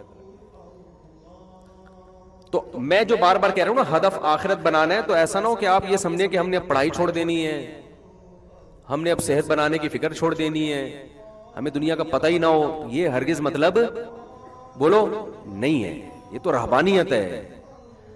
لِيُظْهِرَهُ عَلَى الدِّينِ كُلِّهِ، اللہ کہتے ہیں میں نے محمد صلی اللہ علیہ وسلم کو اس لیے بھیجا تاکہ اسلام کو تمام دینوں پہ غالب کر دیں. تو یہ غلبہ، اس غلبے کے لیے آپ کو وہ تمام جدید علوم سے آراستہ ہونا پڑے گا جن علوم سے آراستہ ہوئے بغیر اس زمین پہ غلبہ ممکن ہے ہی نہیں. تو یورپ نے جو ترقی کی مسلمانوں کو دیکھ کے کی ہے. پھر ان کی ترقی میں رکاوٹ بنے ان کے مذہبی لوگ، کیونکہ وہ مذہب منسوخ شدہ تھا. لیکن پھر ایسی مذہب کی بغاوت کی ہے کہ عیسائیت میں جو صحیح چیزیں تھیں ان کو بھی چھوڑ دیا انہوں نے. عیسائیت زنا سے روکتی ہے جیسے اسلام روکتا ہے. انہوں نے کہا اب عیسائیت کو ہم جب نکالیں گے نا اپنے کلچر سے تو زنا بھی شروع کیا. عیسائیت ہومو سیکسولیٹی کی قائل نہیں ہے. حضرت عیسیٰ علیہ السلام کی تعلیمات ہیں, لوط علیہ السلام کا واقعہ تورات میں بھی ہے, انجیل میں بھی ہے, لیکن انہوں نے ایسی بغاوت کی ہے نا, جب ریئیکشن ہوتا ہے تو بڑا سخت ریئیکشن ہوا. انہوں نے کہا مذہب کو نکالو بالکل. اگر اسلام کو فالو نہ کرتے تو بھائی تم عیسائیت کو ہی کر لیتے, عیسائیت کو ہی کر لیتے. اور جو چیز اس کی آپ کو لگ رہا ہے کہ پادری جہاں رکاوٹ ڈال رہے ترقی میں, اس رکاوٹ کو قبول نہ کرتے. لیکن اتنی بغاوت کی تو اس سے تو اس عیسائیت کروڑا گنا بہتر تھی. کم از کم فیملی سسٹم تو بنا ہوا تھا نا, ابا اما کا احترام تو تھا نا, استاذ کا احترام, ابا اما کا احترام, رشتہ داری, بہن بھائی. یہ تو عیسائیت میں بھی وہی حقوق ہے جو اسلام بتاتا ہے. تو ایسا بغاوت کی ہے کہ وہ ترقی کی تو عروج پہ پہنچ گئے, مگر روحانیت کی ایسی پستیوں میں جا کے گرے کہ اس سے زیادہ پستی کی مثال ملتی نہیں ہے. تو خیر میں عرض کر رہا تھا, جلدی سے بات کو سمیٹ کے ختم کروں. ہماری بات اسی طرح چلتی ہے بھائی, کیا کریں, مجبور ہیں یار. ٹاپک لے کے چلتے ہیں, پھر ایران توران آتا ہے, پھر بیچ میں آتے ہیں, لیکن کوشش کرتے ہیں کوئی بات غلط نہ ہو, قرآن و سنت کے خلاف نہ ہو.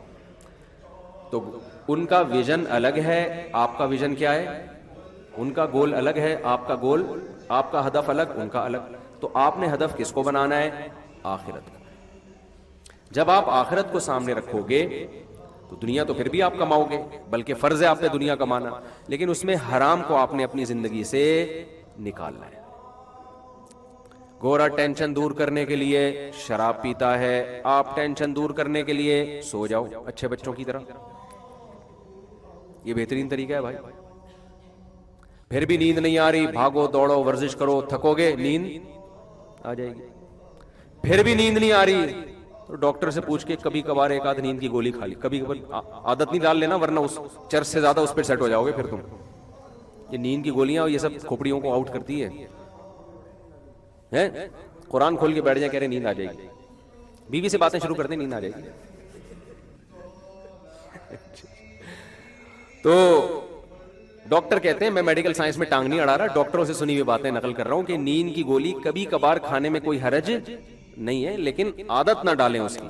کبھی کبھار کا مطلب بلا وجہ تو ویسے ہی نہیں کھائیں. کبھی ایسا ہوتا ہے کہ بہت زیادہ تھک گئے, کوئی دماغی کام ہے, صبح کوئی بہت ضروری ہے, تو پھر ڈاکٹر لوگ ہی کہتے ہیں کہ ایک آدھ میں کبھی کبھار میں فرق نہیں پڑتا, بلکہ وہ کہتے ہیں نہ کھانے سے وہ کھا لینا بہتر ہے, کیونکہ نہیں سوئے گا پھر جو دماغ خراب ہوگا نا اس کا, صبح پتہ نہیں کیا کیا کرے گا جا کے. یہ اس سے بہتر ہے کہ کھوپڑی کو تھوڑی دیر کے لیے سیٹ کر لے. لیکن یہ ایک دفعہ بھی عادت پڑتی ہے, یہ بھی ذہن میں رکھو. جو پھر آدمی کو مزہ آتا ہے پھر کہتا ہے کل بھی کھاؤں گا, یہ نہ کریں آپ کام, یہ بہت ڈینجرس ہے. تو سب سے بہتر طریقہ, بھاگے دوڑے, پسینہ نکلا. جب جسمانی طور پر آدمی تھکتا ہے تو دماغی طور پہ اس کو سکون ملتا ہے. تو گورا پیے گا. شراب, آپ نے شراب نہیں پینی, کیونکہ یہ آپ کو آپ کے آخرت سے کیا کر رہا ہے, یہ عمل ہٹا رہا ہے. تو اب کرنا کیا ہے؟ پہلے تو میں نے بتا دیا ہدف آخرت ہے. اب آخرت کے لیے آپ کو دنیا بھی کرنی ہے, ظاہر ہے. پہلے تو اللہ میاں نے 5 عبادتیں ہمیں بتائی ہیں. گورا ان 5 عبادتوں کو ٹائم ویسٹنگ سمجھے گا. کیا خیال ہے بھائی؟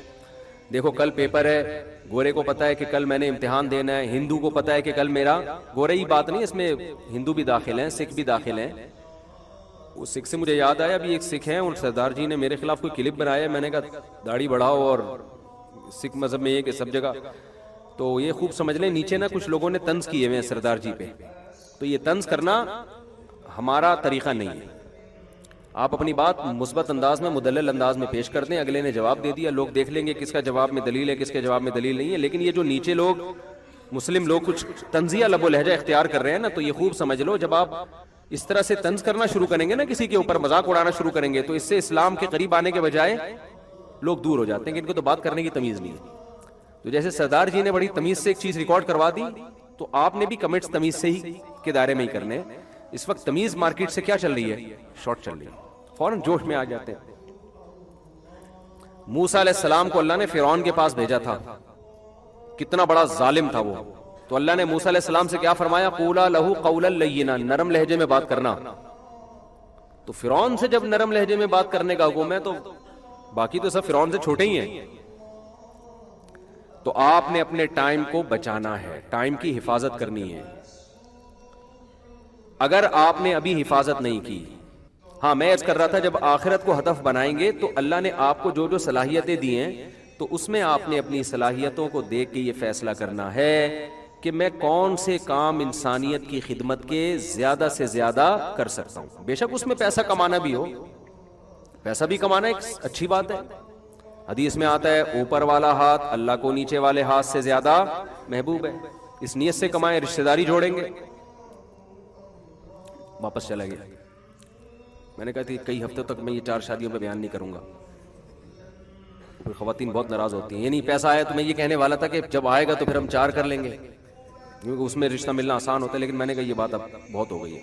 پھر کبھی کسی وقت یہاں تک آئی تھی, پھر وہ نکل کے پھر وہ آ گئی نا یہاں تک, اب اس لیے میں نے کہا واپس لے جانا ٹھیک نہیں ہے. 4 بیوہ. تو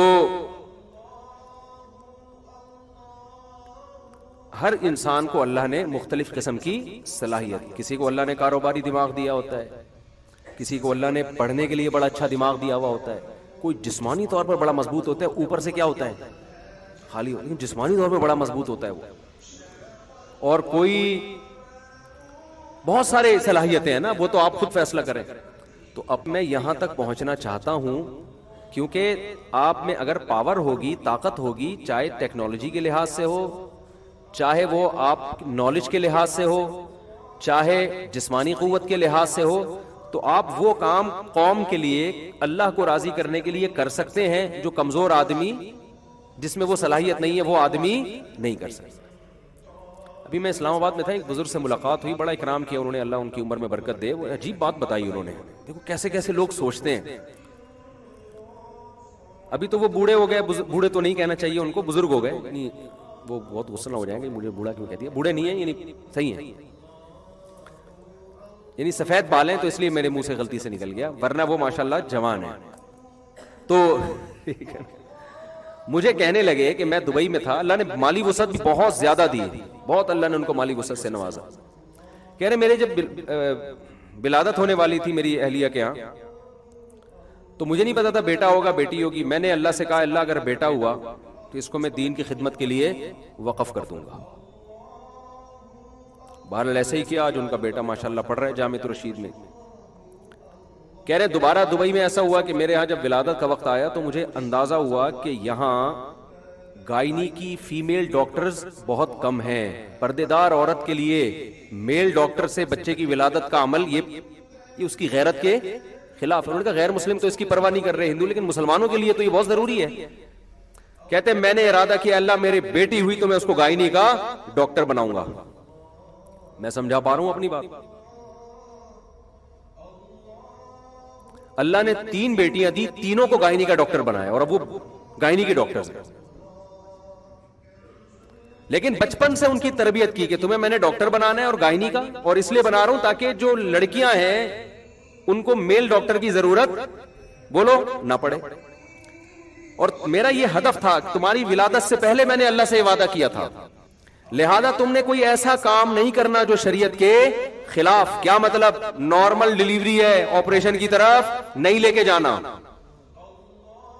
دیکھو مجھے ڈاکٹر لوگ کہتے ہیں تمہیں کیا پتا ان چیزوں کا. میرے ماشاءاللہ 15 بچے ہیں, مجھے پتا ہے کہ اس بارے میں پاکستانی ڈاکٹر, معذرت کے ساتھ ان ڈاکٹروں کی بات کر رہا ہوں جو یہاں نہیں بیٹھے ہوئے, جو گائنی کی ڈاکٹرز ہیں ان میں اور قصائی میں کوئی فرق نہیں ہے, سوائے ان ڈاکٹرز کے جو میرا بیان سن رہی ہیں. وہ اچھی ڈاکٹرز بھی ہے الحمدللہ. فوراً آپریشن, وہ چاپڑ اور چاقو چھوڑے لے کے نا قصائیوں کی طرف پہلے بیٹھے ہوتے ہیں. یہ صرف پاکستان میں ہو رہا ہے, باہر دنیا میں نہیں ہے.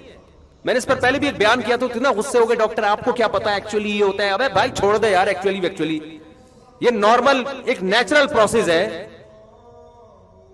پھر میں نے مثال دی تھی ایک دفعہ بیان میں کہ بکریوں کو دیکھو, بلیوں کو دیکھو, گایوں کو دیکھو, سب کے نارمل ہو رہی ہے, انسانوں پر کم بختی کیوں آئی ہوئی ہے. اس پہ میرے خلاف کلپ کہ اس نے عورتوں کو معاذ اللہ گائے اور بکریوں سے ملا دیا. میں خواتین کو گائے بکریوں سے نہیں ملا رہا, ہم عزت کرنا جانتے ہیں الحمدللہ. میں مثال دے رہا ہوں کہ ایک نیچرل عمل ہے, اس سے صرف انسان نہیں ہر مخلوق گزرتی ہے. کسی مخلوق کے آپریشن نہیں ہو رہا, یہ کم بختی انسانوں پہ کیوں آئی ہوئی ہے.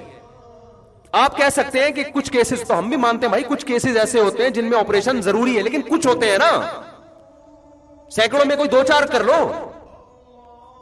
یہاں تو ہر دوسری عورت کے آپریشن، ہر تیسری عورت کے آپریشن، اور اگر کسی کے نارمل تو اگلا بچہ پھر آپریشن.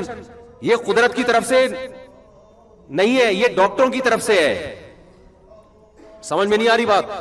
یہ کچھ بھی ہے ڈاکٹر. اس میں دو ٹینشنوں سے ڈاکٹر بچنا چاہتی ہیں جو گائنی کی ڈاکٹرز ہیں. نمبر ایک، روکڑا ملتا ہے اس میں آپریشن میں. نمبر دو، ٹینشن فری. جو نارمل ڈیلیوری ہے اس میں بعض دفعہ 1 ہفتہ بھی لگ سکتا ہے، 3 دن بھی لگ سکتے ہیں، 4 دن بھی لگ سکتے ہیں. وہ تو نیچرل پروسیس ہے نا. ڈاکٹر کہتی ہے بھائی میرا پیشنٹ ہے، جان چھڑا، لا چاپڑ لے کر آ بھائی، لا شاباش. چاپڑ تو زیادہ ہو گیا، لاؤ بھائی ابھی ہمارے پاس ٹائم نہیں ہے، 20 پیشنٹ ہم نے اور نمٹنے ہیں. تو اس کے خلاف احتجاج کرو. ریڑھ کی ہڈی میں عورتوں کے انجیکشن لگ رہے ہوتے ہیں آپریشن میں، کتنا سخت پروسیس ہے. پھر اگلے بچے کا کے مسائل کھڑے ہو جاتے ہیں. پھر ان کی جو خواتین کی فٹنس کی ایسی کی تیسی ہو جاتی ہے. پہلے کم مسائل ہیں یار، آپ ایک اور، یہ تو نیچرل ہے. ہم باہر ملکوں میں بھی گئے ہیں، وہاں سب کہتے ہیں کہ بھائی یہاں آپریشن پہ پابندی ہے. پیشنٹ جو پاکستانی خواتین ہیں وہ کہہ رہی ہوتی ہیں جرمنی میں، پیرس میں جو رہتی ہیں نا کہ آپریٹ کرو، ڈاکٹر منع کرتی ہے نہیں بھائی یہ اجازت نہیں ہے، ایلیگل ہے، جب تک شدید مجبوری نہیں ہوگی. تو نیچرل ایک عمل کو، قدرتی عمل کو آپ نے کیا بنا دیا؟ ڈاکٹروں کی بھیٹ چڑھا دیا یار اس کو. تو میں بات کیا کر رہا تھا، یہ مجھے غصہ آ گیا اصل میں دیکھ رہا ہوں نا آج کل مارکیٹ میں ہوئی ہے. ہاں تو وہ انہوں نے اپنی بچیوں کو ڈاکٹر بنایا کہ بھائی ٹھیک ہے تمہیں پیسے بھی ملیں گے لیکن پہلے انسانیت کا بھلا. آئی بات سمجھ میں؟ تو یہ وہ لوگ ہیں جن کا ویژن کیا ہے؟ آخرت. تو اس میں انہوں نے اپنی بچیوں کو ڈاکٹر بنا دیا. آپ بھی اس جذبے سے بنا دو بھائی، عالمہ بھی بناؤ، ڈاکٹر بھی بناؤ. جو آپ پہلے ہدف بناؤ کہ میں نے کرنا کیا ہے، اصل آخرت. پھر آپ عالمہ بناؤ تو بھی فائدہ ہوگا، ڈاکٹر بناؤ گے بولو تو بھی فائدہ. اگر ہدف دیے بغیر بنا دیا تو وہی ہوگا جو ہو رہا ہے مارکیٹ میں. چاپڑ چل رہے ہوں گے، ہاں بھائی لے آ بھائی اگلی پیشنٹ، ایسے ہی ہو رہا ہے. ابھی ہمارے ایک دوست کے ساتھ ایسا، میرے تو بہت واقعات ہیں، میں اگر سنانے بیٹھوں نا جو میں دعویٰ کر رہا ہوں یہ غلط دعویٰ نہیں ہے. ڈاکٹر بہت غصہ کرتے ہیں میرے بھائی، یار مجھ سے صاحب تم ہماری فیلڈ میں کیوں ٹانگ رہا ہو، تمہیں کیا پتا آپریشن کرنا ہے؟ بھائی ہمیں اتنا پتا ہے کہ یہ نیچرل ہے. ٹھیک ہے کچھ پیشنٹ ایسے ہوتے ہیں جن میں آپریشن ضروری ہے لیکن اتنے نہیں جتنے آپ لوگوں نے بنائے ہوئے. یہ اس کا مطلب یہ قدرت کا نظام ہی سارا بگڑ گیا ہے، نظام ہی خراب ہو گیا ہے. ہمارے پاس تو اتنے ہمارے دوست ابھی چند دن پہلے ہوا، وہ لیڈی ڈاکٹر نے کہا کہ لازمی آپریشن ہی ہوگا. اس نے کہا میں آپ وائف کو لے کے ہی نہیں جاتا، کہیں اور لے گیا. وہ نارمل اس میں ہم نے تو ایک جامعۃ الرشید کو ہاسپٹل بند کیا اس چکر میں. ہمارے یہاں جامعۃ الرشید والے نے ایک ہاسپٹل کھولا، اس میں یہی گائنی کی ڈاکٹرز بھی. اور تو کیا ہوا ہے کہ وہ ایک ڈاکٹر نے کہہ دیا کہ جی یہ آپریشن والا کیس ہے. ان لوگوں نے کہا نہیں ہم نہیں آپریشن کی طرف جائیں گے. آئے ہیں باہر، وہ بیچاری خاتون کے ٹیکسی کے اندر ولادت ہو گئی نارمل. تو ہمارے استاذ کو پتا چلا، انہوں نے اسپتال ہی بند کر دیا. انہوں نے کہا لوگ ہم سے بدگمان ہوں گے کہ یہ مولانا لوگوں نے ٹرسٹ کھولا ہوا ہے اور کیا کیا. انہوں نے کہا بھائی یہ بند ہی کر دو سارا سیٹ اپ ہی. جب تک کوئی ایماندار ڈاکٹر نہیں ملتے، جب تک کوئی ایماندار گائنی کی ڈاکٹر خاص طور پہ. تو اب دیکھو جس کا ویژن کلیئر ہوتا ہے نا، تو انہوں نے اپنی بچیوں کو ڈاکٹر بنایا اور اللہ کا شکر ہے وہ دین کو بھی زندہ رکھا ہوا انہوں نے. اور یعنی ایسا بھی نہیں ہے کہ پیشنٹ کے ساتھ کچھ غلط ہو رہا ہو. اور یہ بھی بتا دوں بعض دفعہ ڈاکٹر کا قصور نہیں ہوتا، ہاسپٹل کی طرف سے ڈاکٹر صاحب کو آرڈر ملتا ہے کہ اتنا پیسہ ہمیں منتھلی چاہیے، اتنا پیسہ ہمیں منتھلی چاہیے. اب میں نے کہیں یہ بیان میں کہہ دیا کہ ایک ڈاکٹر نے مجھے خود بتایا کہ ڈاکٹر نے ہمیں ہاسپٹل کی طرف سے کہ بھائی ہمیں اتنا پیسہ چاہیے تو ہم آپریشن کرتے ہیں. تو وہ بیچاری وہ ڈر گئی. 2-3 سال پہلے انہوں نے مجھے بتایا تھا، تو میں نے ان کا نام لیے بغیر بتایا. وہ بیچاری اتنا ڈر گئی کہ وہ نمبر ہی، وہ میں نے دوبارہ رابطہ کیا نا میں نے کہا میں نے اس لیے رابطہ کیا کہ کوئی ایسی گائنی کی ڈاکٹر ہونا جو آپریشن سے، میں نے ان کو مشورہ دیا آپ اپنی الگ کلینک کھولیں. تو میں نے اس لیے رابطے کی کوشش کی کہ پتہ نہیں کلینک الگ کھولی یا نہیں کھولی. انہوں نے پتہ چلا کہ وہ بیچاری ڈر گئی کہ مفتی صاحب نے میرا نام جمعے میں لے لیا، حالانکہ میں نے نام نہیں لیا تھا. لیکن وہ ان کو یہ ڈر لگا کہ کہیں ایسا نہ ہو یہ کال ہسٹری نکالیں اور ہسپتال والے وہاں تک پہنچے تم نے ہمارا راز. تو اتنا ڈر ہے، اتنی ٹینشنیں ہیں. سمجھتے ہیں کہ نہیں سمجھتے ہیں؟ آپ کے اچھے بھی سمجھیں گے. اور آپ کے کیا ہے 2-3 چھوڑو، یہ ایک آدھ بچے کے یہ مسائل ہیں ہی نہیں، اس میں تو جیسے چاہو کر لو یار، کوئی اتنا گھبرانے کی بات. یہ تو جن کے بچے ہوں تو ان کے لیے مسائل میں بیان، ایک آدھ سے کیا مسئلہ. کوئی ویژن ہی نہیں بناؤ آپ لوگ. ایک دو بچوں کے کوئی جو بننا ہوگا خود ہی بن جائے گا, بس دعا کرو اللہ انسان کا بچہ بن جائے گا, اتنا کافی ہے. بچے ہوں تو پھر ویژن سوچتا ہے نا, ایک آدھ کی ٹینشن نہ لیں آپ, وہ خود ہی ہو جائیں گے اپنی ذمہ داری پہ, ویژن بھی خود ہی بنا لیں گے بیٹھ کے, بس چڈی بنیان پہنا دیا کریں آپ, اتنا کافی ہے. تو خیر آخرت کو سامنے رکھ کے ایک ہدف بنانے کی میں نے آپ کو ایک مثال دی ہے, اور ایسی درجنوں مثالیں ہو سکتی ہیں. فوج میں بھیجیں آپ اپنے لوگوں کو, آپ تجارت میں ڈالیں اپنے لوگوں کو, ہوگا وہی جو اللہ چاہے گا, وہ نہیں ہوگا جو آپ چاہیں گے. لیکن آپ اچھا چاہیں گے تو آپ کو چاہت کا ثواب ملے گا, پھر اسی حساب سے اپنی لائف کو آپ ترتیب دیں. پھر اس میں گٹر کے ڈھکنوں پہ بیٹھ کے ٹائم کو ضائع بولو نہ کریں, ڈبو میں اسنوکر میں سارا دن ٹی وی کے سامنے بیٹھ کے میچز دیکھنا. آپ کا دیکھو جس ٹیم نے جیتنا ہے وہ جیت جائے گی, جس نے ہارنا ہے وہ ہار جائے گی. آپ کو اس سے کخ بھی فائدہ ہونے والا نہیں. یا تو ہوتا نا آپ کے ٹی وی کے سارا دن بیٹھنے سے پاکستان جیت جاتا تو میں بھی بیٹھتا, پھر ہمیں بھی ملک سے محبت ہے الحمدللہ. میں کہتا یار میں میچ دیکھوں گا سارا دن بیٹھ کے, کیونکہ یہ اطلاع آئی ہے کہ اگر مفتی صاحب نے میچ دیکھا تو جیتے گا پاکستان. تو مجھے پتا ہے میرے جیتنے نہ میرے بیٹھنے, میں کچھ اپنی صلاحیتوں کو ایسے ٹائم میں لگاؤں یار جس کا میری آخرت میں مجھے فائدہ ہو. کیا خیال ہے؟ بہت زیادہ شوق ہے, تھوڑا دیر کے بعد اسکور پوچھ لیا کرو کیا چل رہا ہے بھائی مارکیٹ میں. کیوں اپنے اوقات کو ضائع کر رہے ہو یار موبائل گیموں میں؟ ہم تو حیران ہوتے ہیں جو لوگ ویڈیو گیم کھیلتے ہیں نا. دیکھو میں نہیں کہہ رہا کہ میرا ٹائم کبھی ضائع ہی نہیں ہوتا, تو انسان کوشش تو کرتا ہے لیکن پھر بھی ہو جاتا ہے کبھی کبھار. لیکن باقاعدہ نیت کر کے ضائع کرے آدمی ٹائم, یہ بہت ڈینجرس چیز ہے. جو ویڈیو گیم کھیل رہا ہے نا باقاعدہ نیت کر رہا ہے کہ میں ٹائم کو ویسٹ, ایک تو ہوتا ہے نا کوئی بن بلائے مہمان آ گیا بیٹھ گئے تھوڑا ٹائم ویسٹ ہو گیا, کوئی فائدہ بھی نہیں تھا, یہ تو چلو ہو گیا نا. یا آپ کو تفریح میں آدھا گھنٹہ آپ کے لیے تفریح کے لیے کافی تھا, آپ نے 1 گھنٹہ ہی لگا دیا, آپ نہاری کھانے کے لیے گئے تو وہاں بیٹھ کے گپے لگانا شروع کر دیا آپ نے, یہ اتفاقی ٹائم ویسٹ ہوتا ہے. لیکن آپ نے ایک ٹائم ویسٹ یہ ہوتا ہے کہ آپ پراپر نیت کریں کہ میں نیت کرتا ہوں ویڈیو گیم کھیلنے کی, کھیل رہے ہیں آپ اس میں. یہ خدا کی قسم اتنی غلط حرکت ہے, اتنی غلط حرکت ہے کہ اس کی تو کوئی لاجک سرے سے بنتی ہے ہی نہیں ہے. وہ بچوں کو یہی سکھایا جا رہا ہے, خود بھی یہی کر رہے ہیں. چلو بچے تو بچے ہیں, بڑے بھی یہی کر رہے ہیں بیٹھ کے. تو اس لیے نبی صلی اللہ علیہ وسلم نے فرما دیا کہ جب بیمار ہوگے نا تو ان صحت کے ایام کو یاد کرو گے, کاش میں کسی کام میں لگا دیتا اس سے. کوئی زبان سیکھ لیں, کوئی نئی زبان سیکھ لیں. جب اللہ نے وسعت دی ہے, ہو سکتا ہے کہ کل فقر و فاقہ آ جائے, پھر آپ پر پیسہ کمانا ہی مسلط ہوگا, کوئی اور کام نہیں کر سکتے. لوگ آپ کو کہیں گے نماز پڑھ لو, کہیں گے بھائی میں رکشا چلاؤں گا, میں پیسے کمانے میں کیا کروں, میں کیسے نماز پڑھوں. پھر آپ کے اوپر دماغ میں صرف پیسہ مسلط ہو جائے گا جب فاقہ آتا ہے انسان کے گھر میں. تو آپ اسی طرح جوانی کو غنیمت سمجھو بڑھاپے سے پہلے.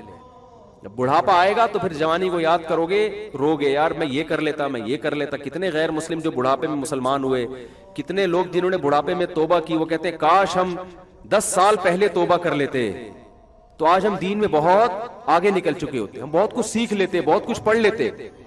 ہمیں تو ایسے لوگ ملے جنہوں نے 60 سال میں توبہ کی, کہتے ہیں یار کاش ہم 50 سال میں کر لیتے نا تو یہ 10 سال علم دین سیکھنے میں لگا دیتے ہم.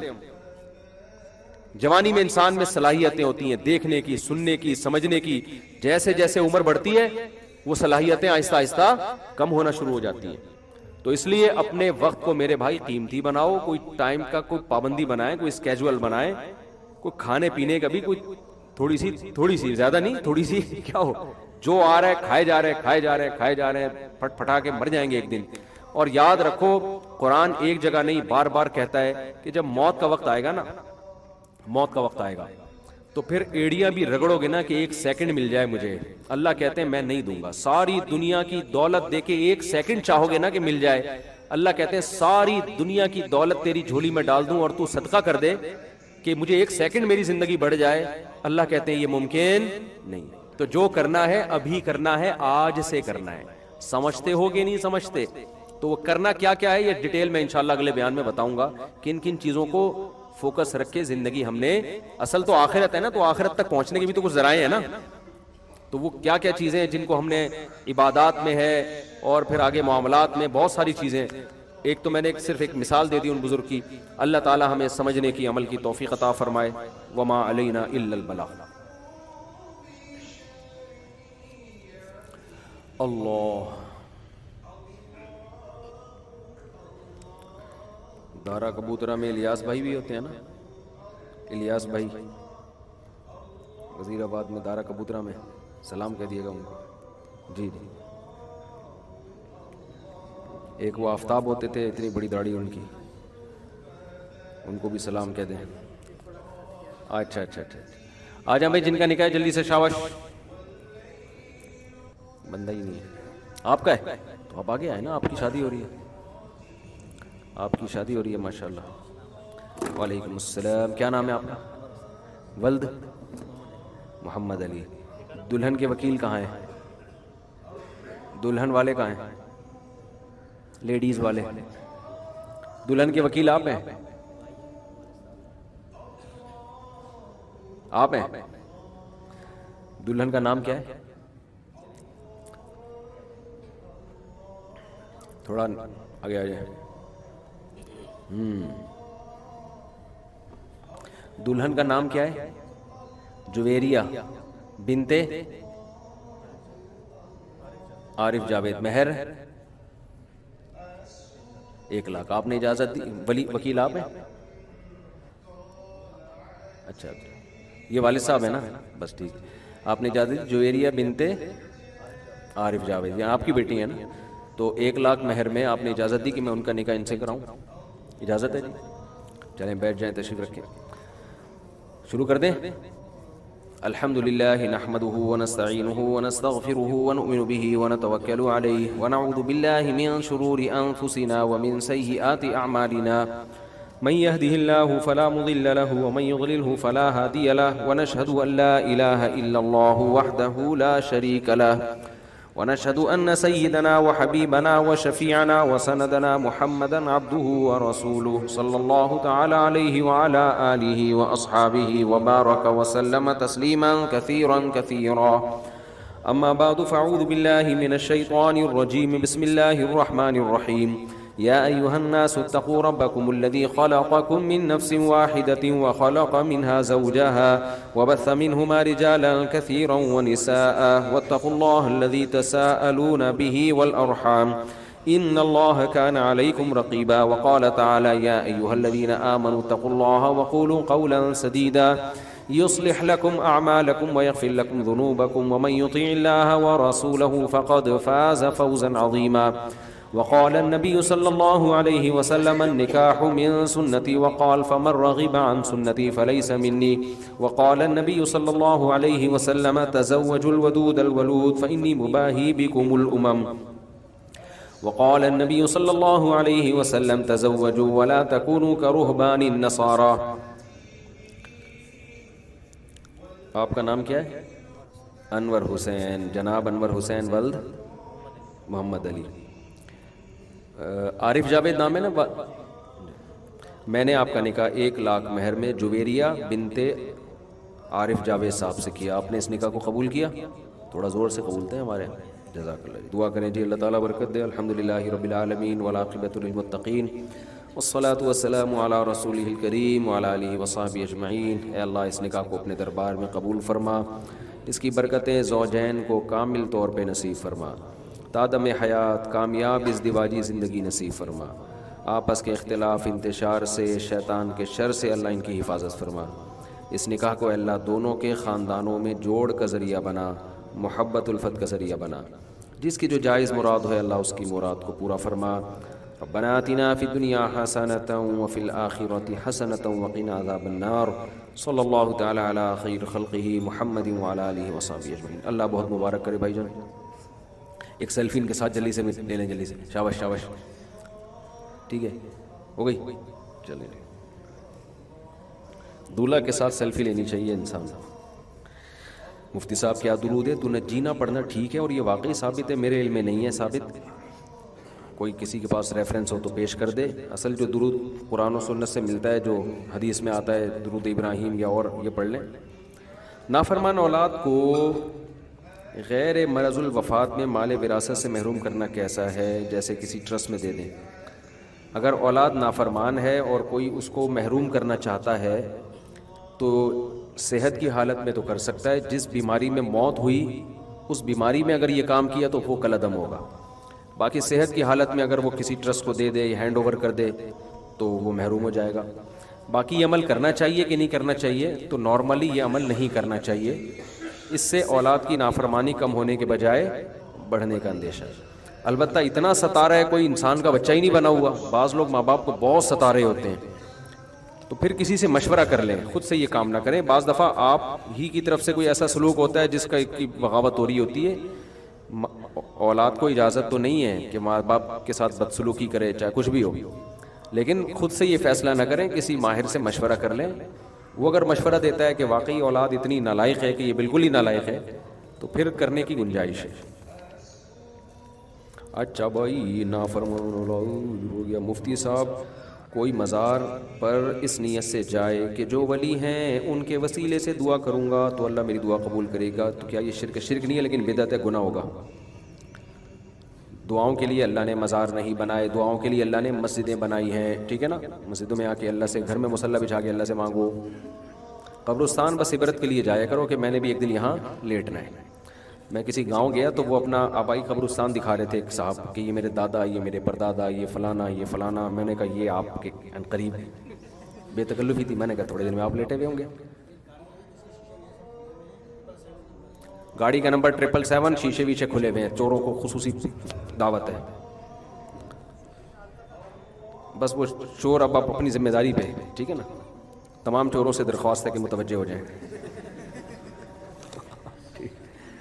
اچھا بھائی, کیا کہہ رہا تھا میں؟ ہاں, تو مزاروں پہ جانا.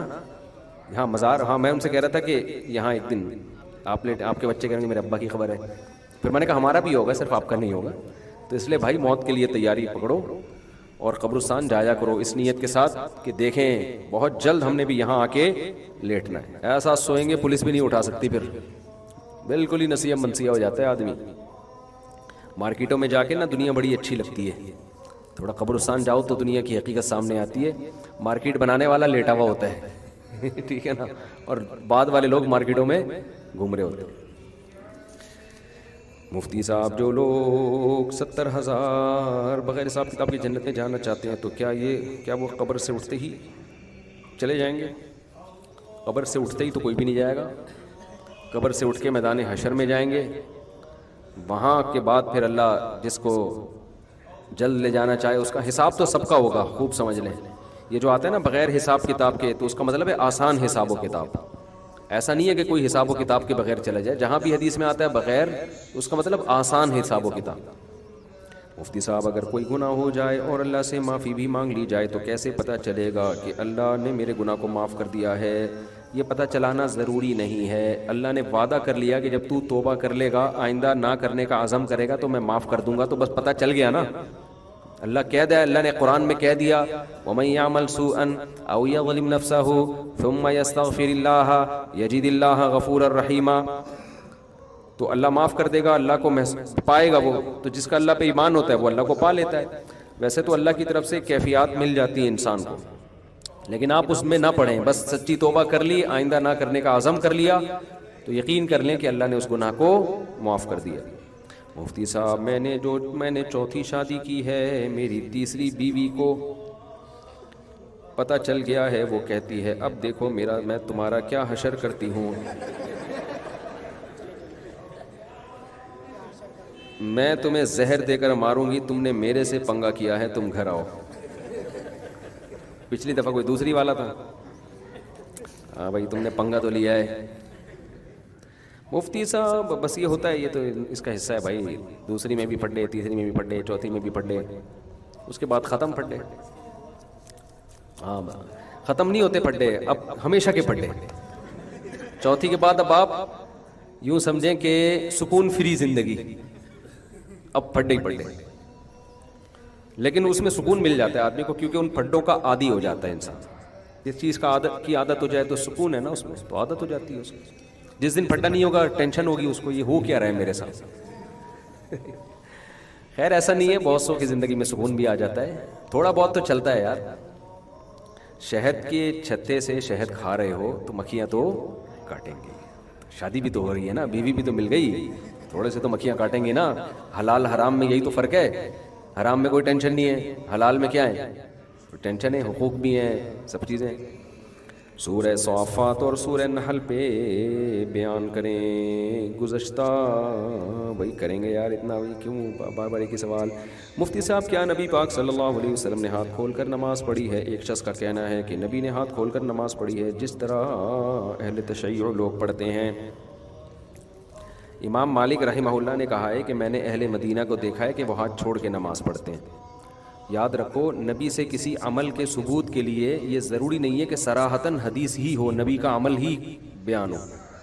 نبی نے یہ عمل کیا یا نہیں کیا، اس کے بہت سارے طریقے ہیں فقہا کے پاس یہ جاننے کے۔ یہ جو آج کل نئے نئے اسکالرز آ رہے ہیں نا، جو کہتے ہیں یہ حدیث میں ہے تو ہم مانیں گے، اس حدیث میں نہیں ہے تو ہم نہیں مانیں گے، یہ فقہا کا طریقہ نہیں تھا۔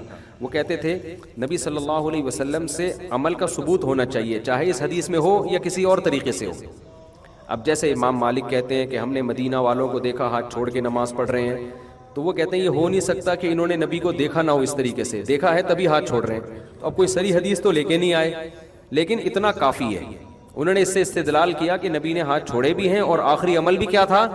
ہاتھ چھوڑنے کا تھا۔ تو ہمیں شیعہ حضرات سے اس میں اختلاف نہیں ہے کہ ہاتھ چھوڑ کے نماز پڑھتے ہیں یا ہاتھ باندھ کے، ہمارے اختلافات ان سے اس کے علاوہ نوعیت کے۔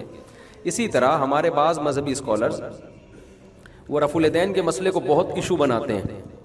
فرض کر لو اگر نبی سے صراحتاً رفع الیدین نہ کرنا ثابت نہ بھی ہو، فرض کر لو، اول تو ایسا ہے نہیں، نبی سے صراحتاً یہ ثابت بھی ہے کہ آپ نے تکبیر تحریمہ کے علاوہ رفع الیدین نہیں کیا، لیکن اگر یہ نہیں بھی ہوتا تو ہمارے لیے صحابہ کا عمل بھی اس بات کی دلیل تھا کہ نبی نے آخری عمل ترک رفع الیدین کیا ہے۔ صحابہ سے بھی یہ ثابت ہو جائے نا تو کافی ہے۔ اور صحابہ سے کیسے ثابت ہے؟ امام بخاری کے شاگرد ہیں امام ترمذی، جب رفع الیدین کرنے کا تذکرہ آتا ہے وہ کہتے ہیں وَبِهِ يَقُولُ بَعْضُ أَهْلِ الْعِلْمِ مِنْ أَصْحَابِ النَّبِيِّ صلی اللہ علیہ وسلم، یہی بعض صحابہ کا قول ہے رفع الیدین کرنا۔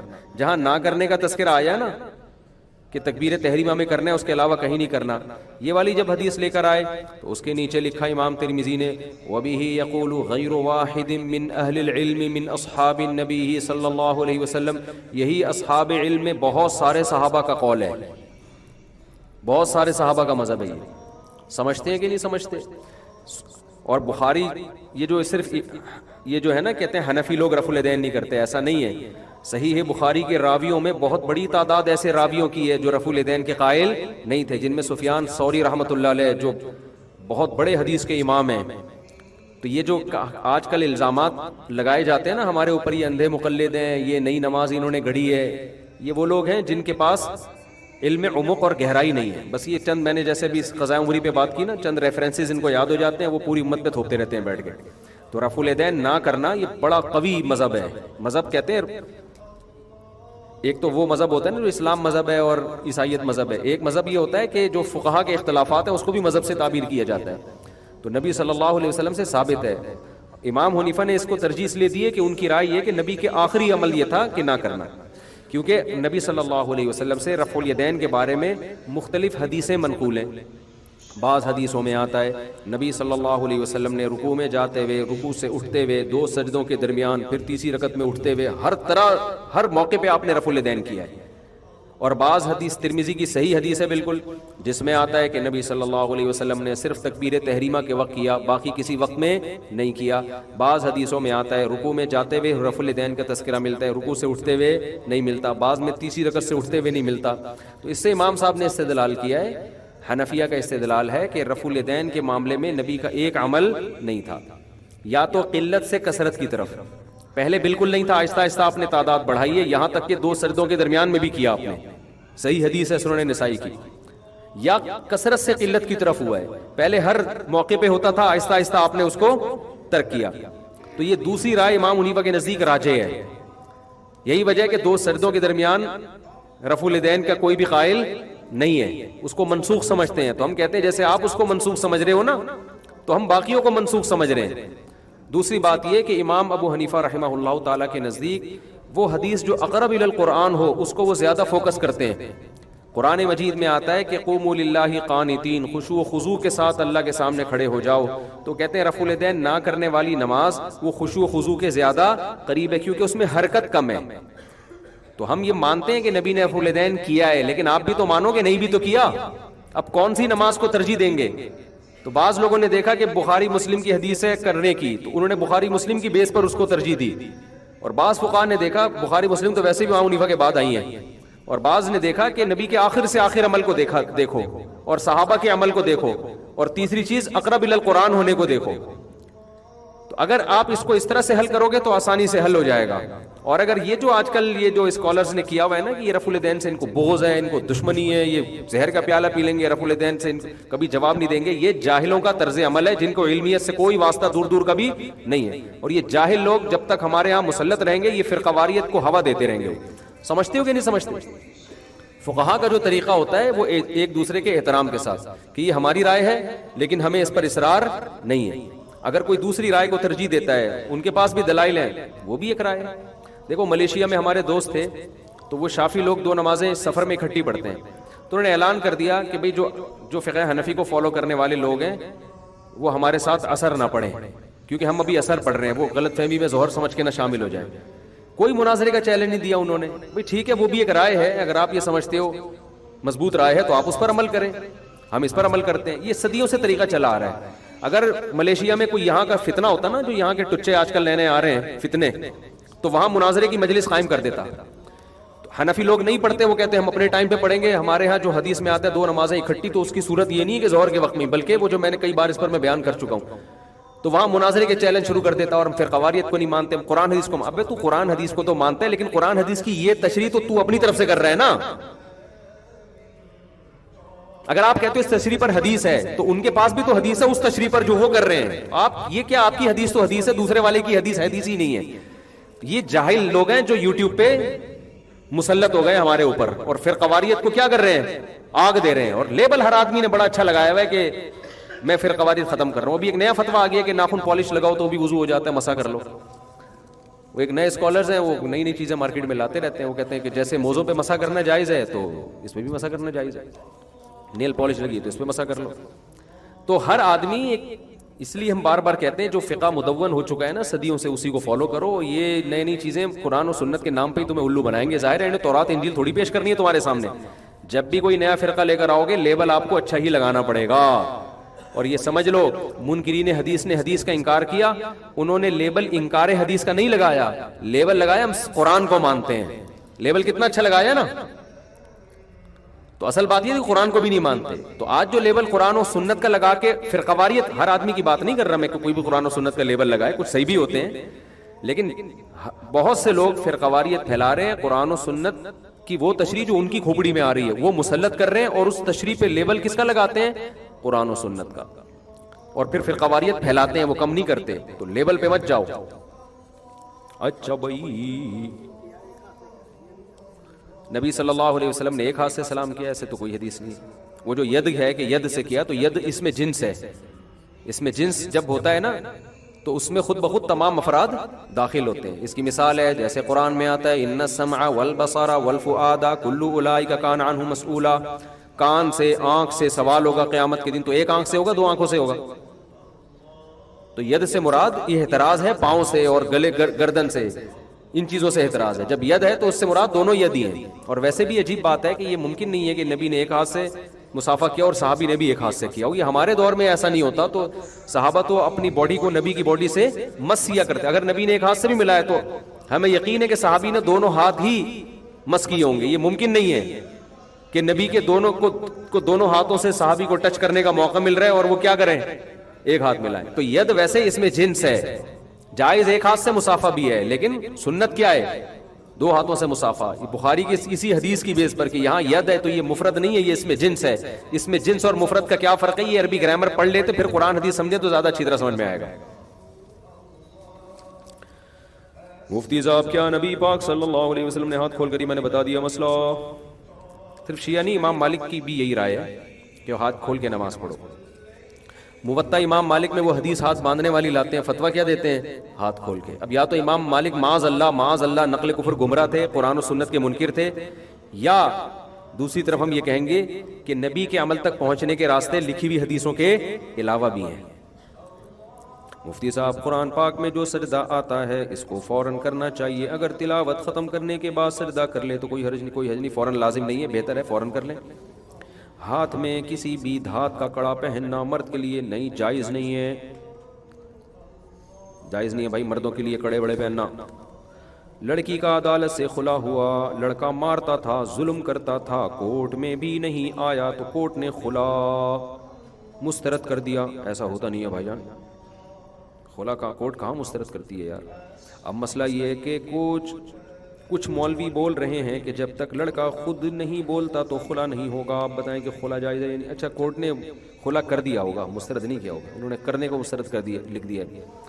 دیکھو جب تک لڑکا طلاق نہیں دیتا عورت کو طلاق نہیں ہوتی۔ باقی اگر لڑکا مارتا پیٹتا ہے تو اس میں پھر یہ ہے کہ وہ عورت گواہوں سے یہ بات ثابت کرے کہ مارتا پیٹتا ہے، بے تحاشا مارتا پیٹتا ہے۔ ایک آدھ تھپڑ لگا دیا غلط ہے، ہم نہیں کہتے کہ شوہر بیوی پہ ہاتھ اٹھائے اچھا کام ہے، لیکن ان بیسس پر عورت کو طلاق کا حق نہیں ہوتا، رائٹ نہیں ہوتا کہ عورت فوراً جا کے کورٹ، یہ سے تو خاندانی نظام سارا تباہ و برباد ہو جائے گا۔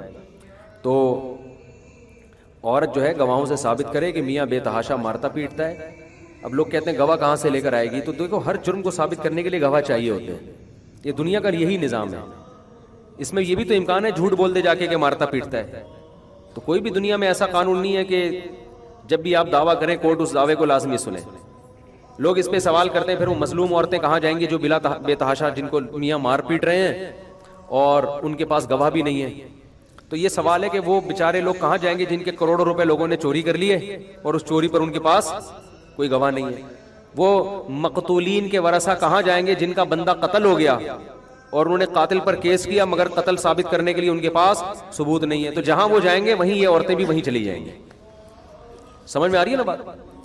اب کوئی یہ کہے کہ ہم مقتول کے وارثوں نے دعویٰ کیا کہ یہ قاتل ہے، بغیر گواہ کے ان کی بات دلیل کے مان لیں، اس لیے کہ اگر نہیں مانی تو ہو سکتا ہے کہ واقعی اس نے قتل کیا ہو، تو ہو سکتے تو پھر بہت کچھ یہ بھی تو ہو سکتا ہے کہ یہ جھوٹ بول رہے ہو، بے گناہ آدمی کو مروا رہے ہو۔ تو ایسے ہی اگر اتنا حق دے دیا جائے کہ جو عورت عدالت میں جائے اور بولے یہ میاں مجھے بے تحاشا مارتا پیٹتا ہے، بغیر گواہ کے کورٹ اس کی بات سن کے فیصلہ کر دے، تو ایسے تو بہت ساری عورتیں غلط بھی تو دعوے کر دیں گی نا۔ تو اس لیے اسلام نے جج کو اس کا پابند بنایا کہ گواہوں کے ساتھ اگر ظلم ثابت ہوگا تو آپ نے پہلے تو شوہر کو بلا کے طلاق دلوانے کی کوشش کرنی ہے یا خلا پہ سائن کروائیں، یہ نہیں ہوتا تو پھر یک طرفہ خلا ہوگا، لیکن گواہوں سے یہ ظلم، اور ظلم بھی کامل نوعیت کا ظلم، یہ ثابت ہوگا۔ یہ نہیں ہوتا تو کورٹ کا فیصلہ شرعاً معتبر نہیں ہے۔ پھر ان مظلوم عورتوں کی جان کیسے چھڑائی جائے؟ تو اس کے لیے دیکھیں پھر یہ ہے کہ سارے کام کورٹ سے ممکن نہیں ہے، انفرادی طور پہ بھی ایسے کام ہوتے ہیں کہ اگر لوگ سمجھ رہے ہیں کہ رشتہ دار سمجھ رہے ہیں کہ بھائی اس لڑکی پہ ظلم ہو رہا ہے، زیادتی ہو رہی ہے، بے تحاشا مار پیٹ ہو رہی ہے، تو زبردستی طلاق نکلوائیں شوہر کے منہ سے۔ اور ایسے واقعات ہوئے، مارتا تھا بے تحاشا جانوروں کی طرح، درندوں کی طرح ایک بندہ اپنی بیوی کو پیٹتا تھا، محلے والوں نے، ہمارے یعنی بچپن کا واقعہ ہے، محلے والوں نے کیا کیا کہ پھر اس کو پہلے سمجھایا انسان کا بچہ بن جا بھائی، نہیں بنا تو پھر اس کو جو کام وہ کر رہا تھا وہ انہوں نے کیا اور طلاق دی اس نے۔ سمجھتے کہ نہیں سمجھتے؟ تو اور بھی اسی طریقے ہیں، لیکن یہ طریقہ کہ خدائی قانون کو آپ چینج کر دیں، عدالتوں کو اختیارات دے دیں کہ جب چاہے جس کی بیوی کو طلاق دیں، تو عدالت جج اپنی بیوی کو ڈیورس دے سکتا ہے، دوسروں کی بیویوں کو وہ طلاق نہیں دے سکتا۔ سمجھتے ہو کہ نہیں سمجھتے؟ اچھا بھائی میرے دو سوالات ہیں کہ حجامہ کرانا کیسا ہے؟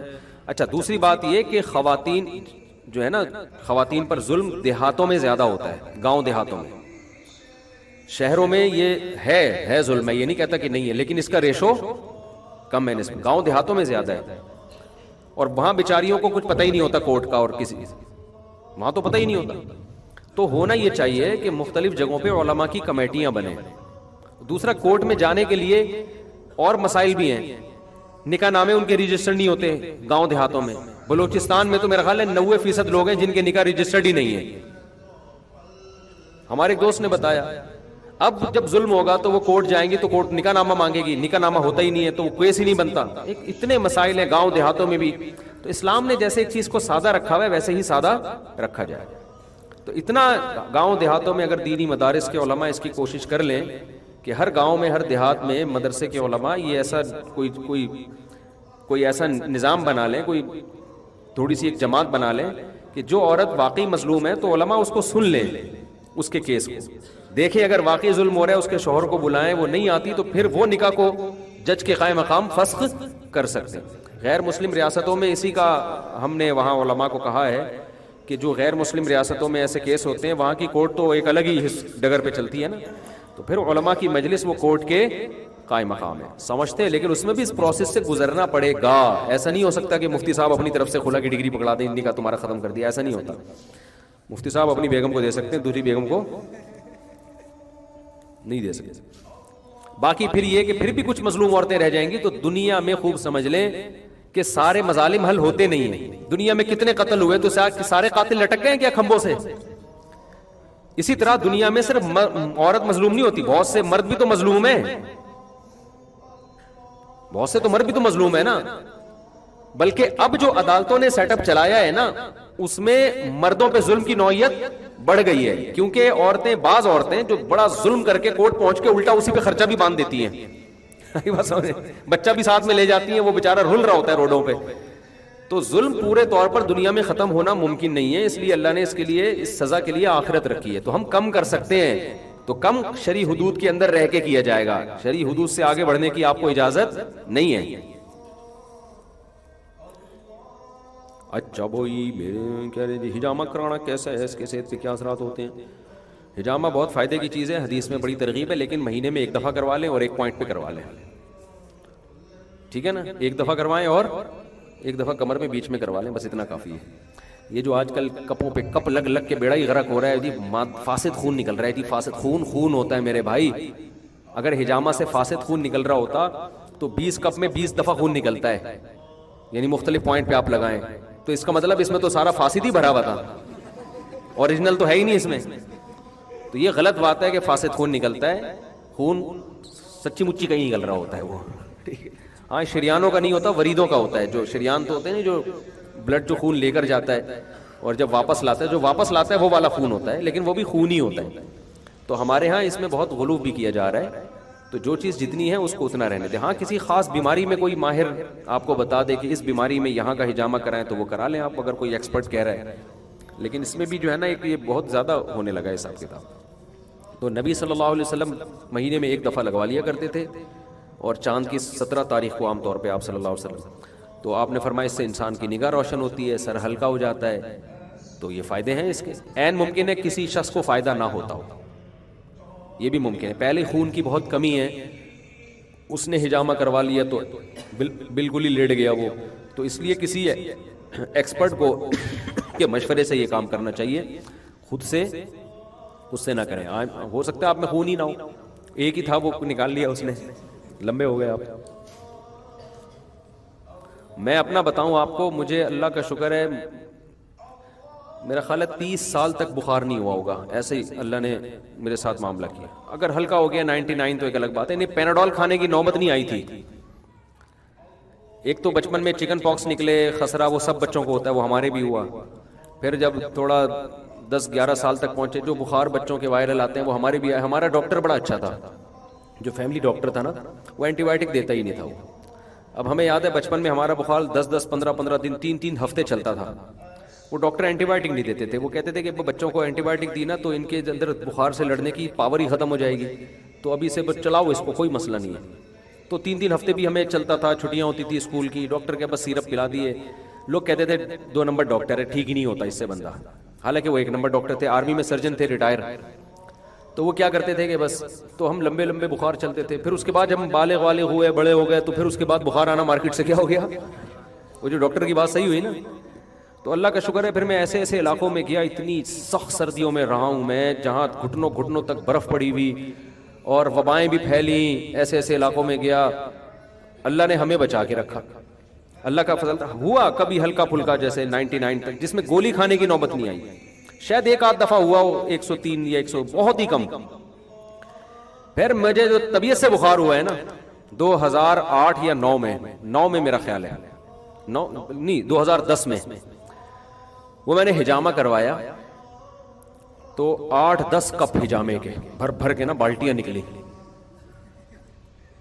تو جی مادہ فاسدہ ہے، فاسد خون ہے، جتنا نکلے اتنا اچھا. مجھے چکر آنے لگے تھے باقاعدہ. تو میں لیٹ گیا. میں نے کہا لیٹ کے نکال لو. وہ انہوں نے کہا کہ اب چکر آ رہے ہیں. میں نے کہا کہ لیٹ. 8 کپ مختلف جگہوں سے, اور ایک ایک کپ میں 3 دفعہ ہوتا ہے, تو 8 یا 24 دفعہ سمجھ لیں آپ, صحیح ہے نا. اس کے بعد ہم ہلکے پھلکے ہو گئے. اس کے بعد مجھے 2 دن کے بعد ملیریا کا اٹیک ہوا, خطرناک قسم کا اٹیک ہوا ملیریا کا, سمجھ رہے. تو ایسا لمبا ہوا نا پھر میں, کیونکہ ظاہر ہے جب اتنا بلڈ آپ کا نکل گیا تو آپ میں جو بیماری کے خلاف لڑنے کی طاقت تھی وہ کم ہو جاتی ہے. تو وہ ایک مچھر بھی کافی ہو جاتا ہے آپ کے لیے. اتنا بلڈ نکل گیا, مجھے تھوڑی سی ویکنیس بھی ہوئی, اور پھر 1 دن کے بعد یا 2 دن کے بعد مجھے فیور ہونا شروع ہوا. پھر وہ اتنا لمبا ملیریا چلا ہے, میں ایسا بستر پہ لیٹا ہوں, ہاسپٹل لے کر گئے, ڈرپیں چڑھ رہی ہیں, اور مجھے اتنی تکلیف, وہ پلیٹلیٹس گرنا شروع ہو گئے, وہ بہت تھوڑے رہ گئے تھے, پتہ نہیں کتنے رہ گئے تھے مجھے یاد نہیں. بالکل کافی لمبا چلا وہ بخار نا. اس کے بعد وہ بہرحال پلیٹلیٹس چڑھانے کی ضرورت پیش نہیں آئی, وہ اینٹی بایوٹک کے انجیکشن لگے, وہ پورا کورس ہوا. اس کے بعد جا کے ہم تھوڑا سیٹ ہوئے, اور سیٹ ہونے کے بعد 2 مہینے تک ویکنیس نہیں گئی ہے, کمزوری نہیں گئی ہے. اتنی لمبی کمزوری چلی ہے, کتنی لمبی, میں جب عجیب فیل ہوتا تھا. وہ ڈاکٹروں نے کہا یہ رہے گی, یہ بخار بہت توڑ پھوڑ کے جاتا ہے آدمی کو. 2 مہینے کے بعد جا کے ہم سیٹ ہوئے, پھر دوبارہ بخار آ گیا. بیٹھے بیٹھے فیور ہو رہا, حالانکہ ہمیں بچپن میں ہوا تھا, اس کے بعد بھول گیا میں بخار کیا ہوتا ہے. پھر بخار آ رہا ہے, پھر فیور ہو رہا ہے, پھر 2 گولی کھا رہے ہیں. میں نے کہا یہ ہو کیا گیا ہمیں, اور ایسے دورے چڑھتے بخار کے. پھر ڈاکٹر نے وہی ڈاکٹر نے کہا کہ بھائی وہ جو اینٹی بایوٹک کا پچھلے سال کورس کیا تھا نا, وہ دوبارہ کریں آپ. وہ 6-7 ٹیکے پھر ٹھکے ہمارے. اس کے بعد اللہ کا شکر ہے 2011 سے اب تک دوبارہ الحمدللہ اب اللہ نے بچا لیا. تو باقی ظاہر ہے آگے تو بڑھاپا ہے, تو پھر وہ ٹیکے شیکے تو اب چلیں گے, لیکن اب تک دوبارہ پھر نہیں ہوا, وہ کنڈیشن نہیں ہوئی. تو یہ میں اس لیے بتا رہا ہوں کہ دیکھو ہجامہ بھی کیا ہے, کیونکہ مجھے تو ظاہری طور پر یہی لگتا ہے کہ وہ جو اتنے ہم نے بالٹیاں بھر کے خون نکال لیا نا, اسی کے بعد لمبے ہوئے ہیں ہم, ٹھیک ہے نا. تو اس لیے اپنی جانوں پر رحم کریں تمیز سے. ہمیں تو ایک چپت لگنے کے بعد عقل آئی ہے, آپ کو چپت لگنے سے پہلے آ جائے تو زیادہ اچھا ہے. تو ہجامہ کروائیں, فائدے کی چیز ہے, لیکن اعتدال کے ساتھ, سمجھتے ہیں. اچھا دوسرا, ہمارے ہاں نا کوئی معیار ہی نہیں ہے نا علاج کا. مجھے یاد ہے میں تھائی لینڈ میں تھا, وہاں جب جم میں گیا تو ہمارے ایک دوست کا جم تھا, دوست کا تو نہیں, وہ جم میں وہ ممبر تھے. تو میں نے کہا میں وزٹ کرنا چاہتا ہوں, میں بھی تھوڑی ایکسرسائز کروں گا. انڈین لڑکے تھے ماشاءاللہ, بڑے ہینڈسم, بڑے لمبے خوبصورت. تو میں جب ان کے ساتھ گیا تو پہلے میرا بلڈ ٹیسٹ اور شوگر ٹیسٹ ہو رہی ہے, اور وہ ٹیسٹ ہوا بلڈ پریشر. اس کے بعد اجازت ملی ہے, انہوں نے کہا جو بھی آتا ہے نا یہاں پہلے یہ شوگر بلڈ پریشر ٹیسٹ ہوتا ہے. میں نے کہا بس خاندانی کہہ رہے ہیں یار پاکستان میں عجیب ہی حساب ہے. مثال کے طور پر آپ کی شوگر اگر لو ہوئی بھی ہو بالفرض, تو آپ تو 2-4 ڈنڈ پیڑنے کے بعد لمبے ہو گئے کہ نہیں ہو گئے. اور ہم نے دیکھا ہے جم میں, ہمارے ایک دوست تھے ایکسرسائز کرنے کے بعد لیٹ گئے نا, بالکل مرنے لگے تھے. وہ جوس کی بوتلیں پلا پلا کے ان کو زندہ کیا ہے. اگر وہ تھوڑا سا دیر ہو جاتی نا تو انا للہ ان کا ہو جانا تھا, کیونکہ شوگر پہلے ڈاؤن ہوئی بھی تھی. بلڈ پریشر آپ کا ہائی ہوا ہوا ہے اور آپ نے ویٹ لفٹنگ شروع کر دی, تو وہ تو اور امکان ہے کہ بلڈ پریشر نہ بڑھ جائے. تو ہمارے یہاں تو اٹرم پٹرم سب, ایک نسخہ آتا ہے یہ والا چورن, صحت کے لیے مفید ہے. ساری دنیا وہ چورن وہ کھانے لگتی ہے. یوٹیوب پہ دیکھ لیا نا, یہ اتنی زبردست چیز ہے صحت کے لیے. اب لہسن کے فضائل یوٹیوب پہ, بھائی لہسن کولیسٹرول کاٹتا ہے اور ایسیڈیٹی بھی کرتا ہے. وہ آپ کے معدے میں اگر پہلے سے تیزابیت ہے اور آپ لہسن پھانک رہے ہو تو کولیسٹرول تو کٹے گا, مگر آپ بھی کٹو گے ساتھ میں. اور جس میں پہلے ہی کولیسٹرول کی کمی ہے, ہر آدمی میں کولیسٹرول بڑھتا بڑا تھوڑی ہوتا ہے, بہت لوگوں میں کمی بھی ہوتی ہے, ان کو پتہ ہی نہیں ہوتا. وہ تو بالکل مارکیٹ سے کیا ہو جائیں گے, شارٹ ہو جائیں گے مارکیٹ سے. بعض لوگ سمجھتے ہیں میں موٹا ہوں تو کولیسٹرول زیادہ ہے, یہ ضروری نہیں ہے. عین ممکن ہے آپ بھاری بھرکم ہو اور کولیسٹرول آپ میں کم ہو, عین ممکن ہے آپ باریک ہو کولیسٹرول آپ میں زیادہ. اور میں نے 4 دن پہلے ایک ڈاکٹر سے سنا, وہ کہہ رہے تھے باریک آدمی میں کولیسٹرول زیادہ ہے تو بہت ہی ڈینجرس ہے, کیونکہ موٹے آدمی تو فیٹ کی شکل میں آ جاتا ہے, باریک میں تو کولیسٹرول سوائے رگوں میں جمنے کے کچھ نہیں ہوتا. تو مطلب یہ ہے کہ یہ جو ڈاکٹر دنیا میں بنے ہیں نا, یہ اس لیے بنے ہیں کہ ان کو جا کے دکھا دیا کرو کہ کیا ہوں میں. خود سے یہ حرکتیں مت کیا کرو, سمجھ رہے ہو نا. صحت بنانے کے انڈے کھا رہا ہے, بلڈ پریشر بڑھا ہوا ہے, انڈے 6 انڈے پھوڑ دیے اس نے, تو خود سے یہ کام نہ کیا کرو. یہ ڈاکٹر جو MBBS 4 سال رکھے گئے ہیں اس لیے رکھے گئے ہیں کہ جو کام تمہارا ہے وہ تم کرو, جو ڈاکٹروں کا ہے وہ. تو یوٹیوب پہ دیکھ کے چورن چٹنیاں, اور وہ ایک نے تو ایسے ایسے یوٹیوب پہ ملیں گی چیزیں, وہ گرم مسالہ جو ہے نا اتنا گرم مسالہ ہوتا ہے، کیا کہتے ہیں اس کو، وہ جو لکڑی ہوتی ہے نا، دار چینی، سوری، وہ دار چینی کو اتنا کوٹ کے اتنا پاؤڈر بنا کے روزانہ پھانکے. بھائی میں نے کہا کہ بھائی اتنا دار چینی اتنی سخت گرم چیز ہے یہ تو جگر کا بیڑا ہی نہ غرق کر دے، اور چمچے بھر بھر کے لوگوں سے کہہ رہا ہے کھایا کرو. تو یہ حکیم جو ماہر حکیم ہے، اچھے حکیم، حکیم کے ساتھ لازمی ماہر کا لفظ. پھینکو حکیم کبھی بھی اچھا نہیں ہوتا. جو یہ کہتا ہے نا میں نے یہ کر دیا تو میں نے یہ کر دیا، بس سمجھ بھاگ جاؤ وہاں سے.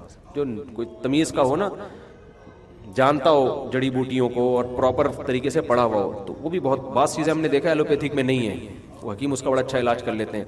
بعض چیزیں ہومیوپیتھک میں بڑی خاندانی ہیں.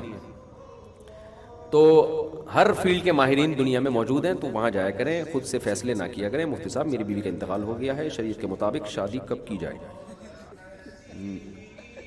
ہوئے ہوئے اللہ تعالیٰ بھائی آپ کی زوجہ کی مغفرت فرمائے. بہت کم عمری میں انتقال ہوا اور بچے کی پیدائش کے دوران ہوا. حدیث میں آتا ہے جس عورت کو بچے کی ولادت کے درمیان موت ہو، یہ بھی شہادت کی موت ہے.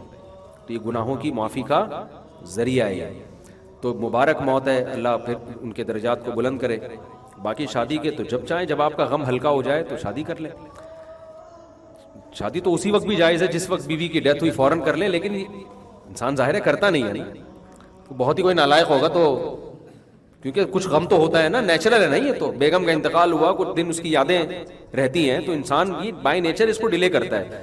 جائز تو اسی وقت بھی ہے، لیکن خود آپ کا ضمیر بھی ملامت کرے گا کہ، اور گھر والے بھی کہیں گے. ہاں خدا نخواستہ کسی کو زنا کا خطرہ ہو تو ایک الگ بات ہے، لیکن میرا خیال ہے ایک نارمل آدمی کو یہ خطرہ بھی نہیں ہوتا. وہ جب غم میں ہوتا ہے انسان تو وہ اسی غم کو لے کے بیٹھا ہوا ہوتا ہے. تو شریعت میں کوئی وقت متعین نہیں ہے. جب آپ ریلیکس ہو جائیں، جب آپ کا غم ہلکا ہو جائے اس وقت کر لیں. آپ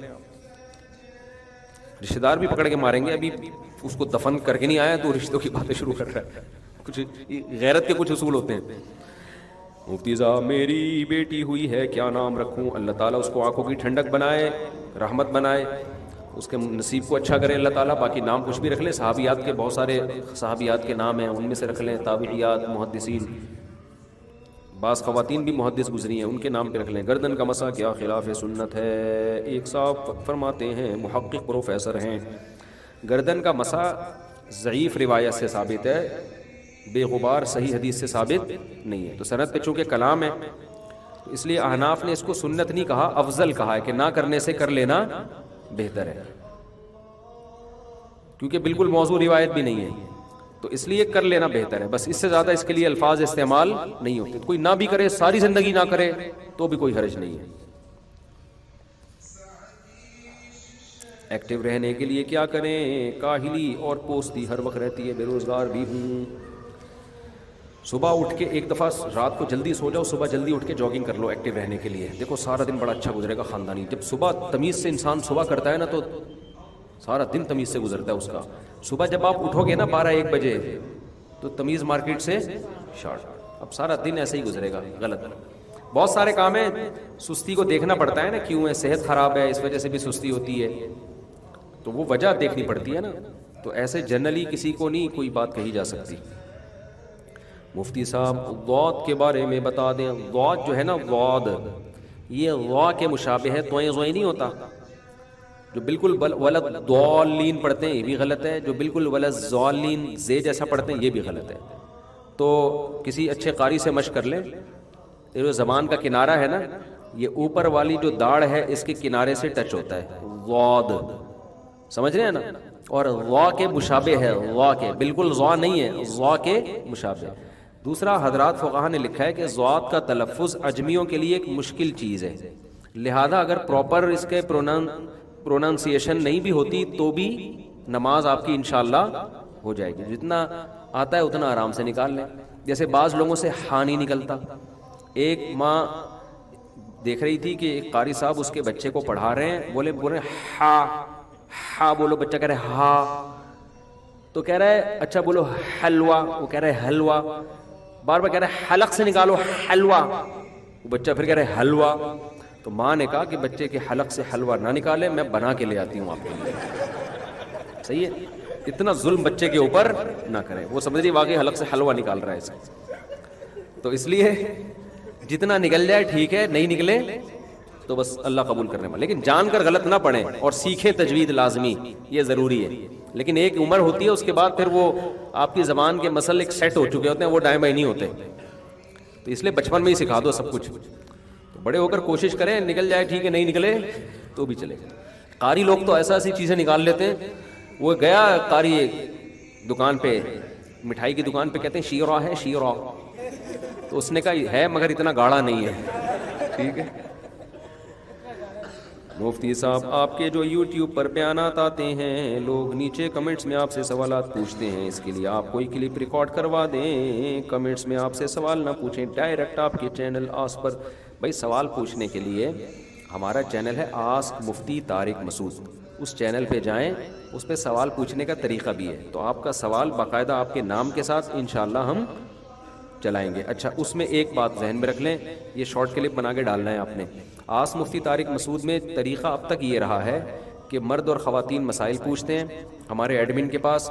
مردوں پہ پابندی ہے کہ وہ یوٹیوب پہ اپنی ویڈیو بنا کے دیں, خواتین آڈیو میں بھیج دیں. ٹھیک ہے نا. ہم نے کیا کیا, پھر ہم نے سوچا کہ ہم مردوں کی ویڈیو کے ساتھ جواب ریکارڈ کروائیں گے.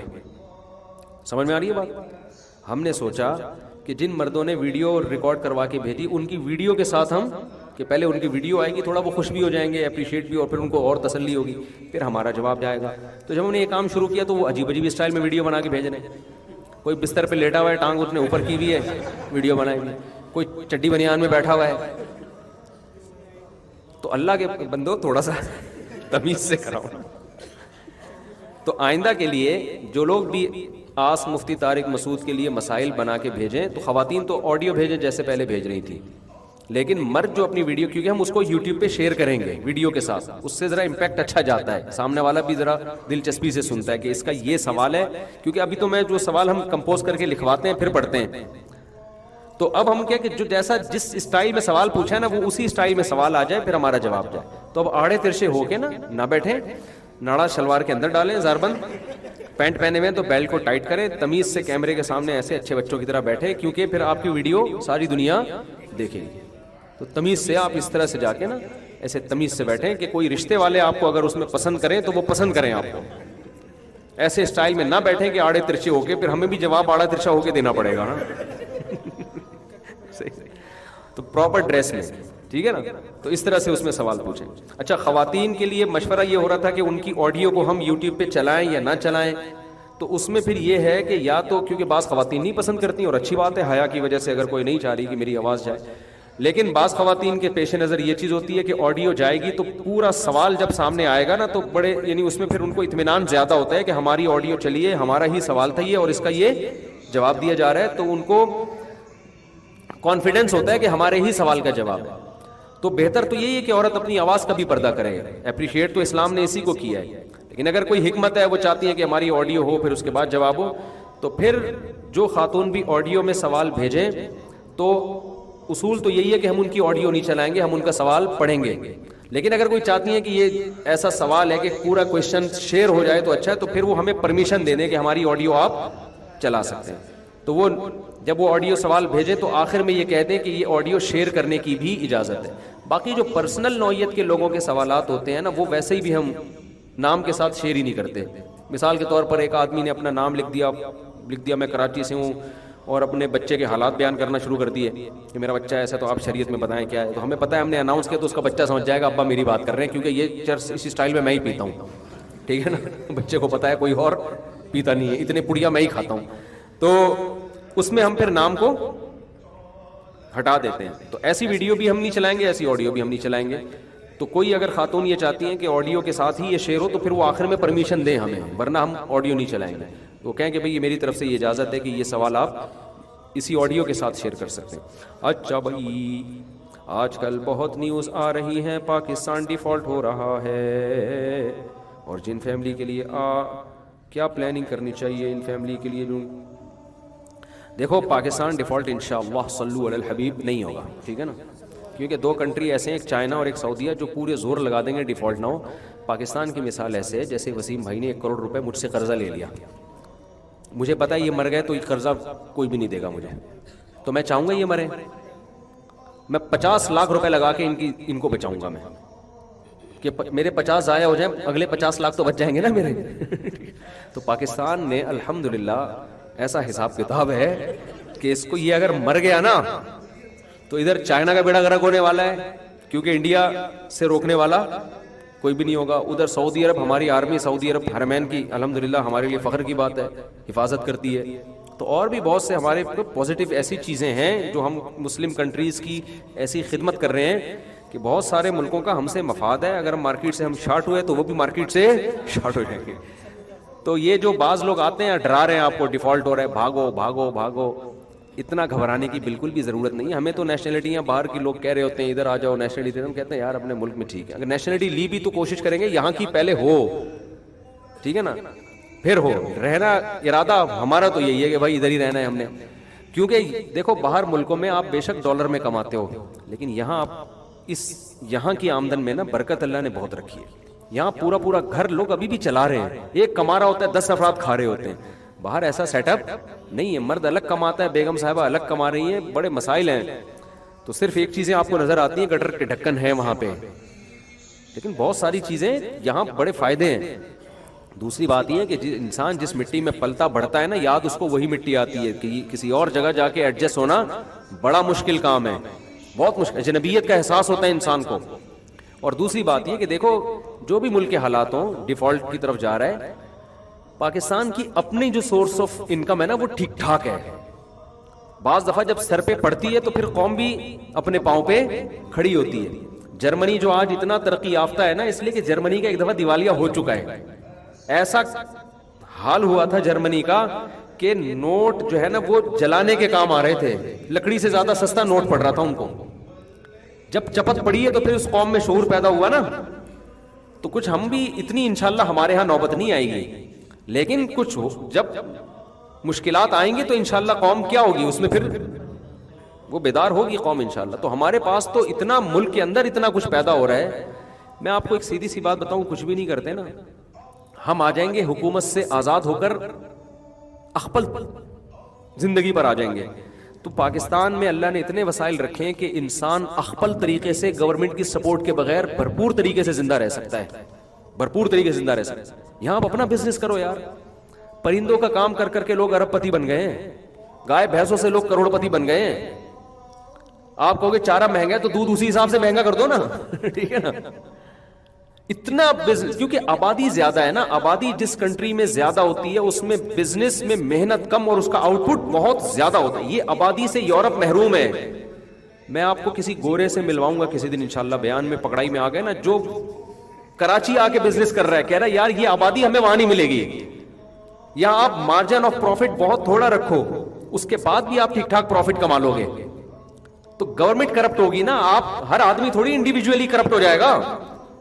آپ اپنے طور پر, آپ کہتے ہو گورنمنٹ کے اسپتالوں کا نظام خراب ہے, آپ بزنس کو فوکس کرو. آپ اپنا پرائیویٹ ڈاکٹر کو پیسے دے دیا کرو, یار تو نے جو ٹیکا لگانا ہے خود لگا دیا کرے, گورنمنٹ کے اسپتال پہ مجھے بھروسہ نہیں ہے. تو یہاں یقیناً غریب آدمی کے لیے بڑی مشکلات ہیں, میں مانتا ہوں بہت خطرناک حد تک مشکلات ہو گئی ہیں, لیکن غربت ختم کرنے کے موقع یہاں پر آپ کو باہر کے ملکوں سے زیادہ. مالدار کے لیے ابھی بھی مشکلات نہیں ہے, یہ بتاؤں میں. یہاں جو پیسے والے لوگ ہیں, میں تو ہر طبقے سے ملتا ہوں, جو پیسے والا آدمی ہے اس کو یہاں سے باہر جانے کی ضرورت نہیں ہے, کیونکہ وہ پیسے سے یہاں ہر ضرورت پوری الحمدللہ ہو جاتی ہے. اچھے ڈاکٹر بھی مل جائیں گے, اچھے ہاسپٹل بھی مل جائیں گے, اچھی لوکیشن بھی مل جائے گی اس کو پاکستان میں کہ یہاں رہے. یہ آب و ہوا کے لحاظ سے بھی اچھا ہے اور امن کے لحاظ سے بھی مل جائیں گی. مسئلہ یہاں غریب آدمی کے لیے, تو غریب آدمی تو ویسے بھی باہر جا نہیں سکتا. وہ تو سب سے پہلے بینک اسٹیٹمنٹ دیکھتے ہیں کہ تم پیسہ کتنا ہے تمہارے پاس.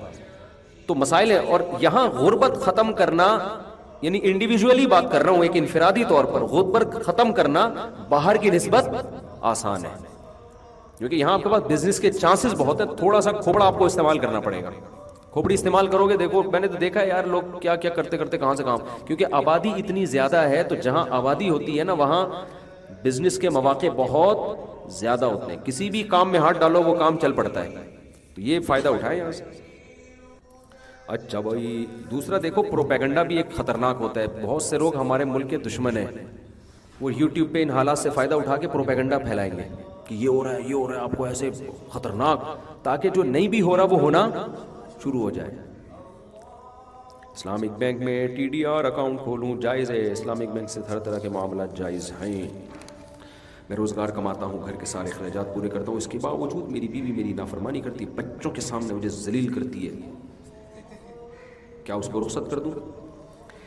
دیکھو بعض مرد عورت کے ساتھ ایسا کرتے ہیں، بچوں کے سامنے اس کو ذلیل کرتے ہیں، بعض عورتیں ایسا کرتی ہیں، بچوں کے سامنے باپ کو ذلیل کرتی ہیں، تو اس کا حل یہی ہے کہ آرام سے تمیز سے بٹھا کے سمجھا دیا جائے۔ مرد یہ کام کر رہے تو عورت تمیز سے سمجھا دے اس کو، بھائی تم بچوں کے سامنے تو ایسا میرے ساتھ سلوک نہ کرو نا، عزت دو مجھے۔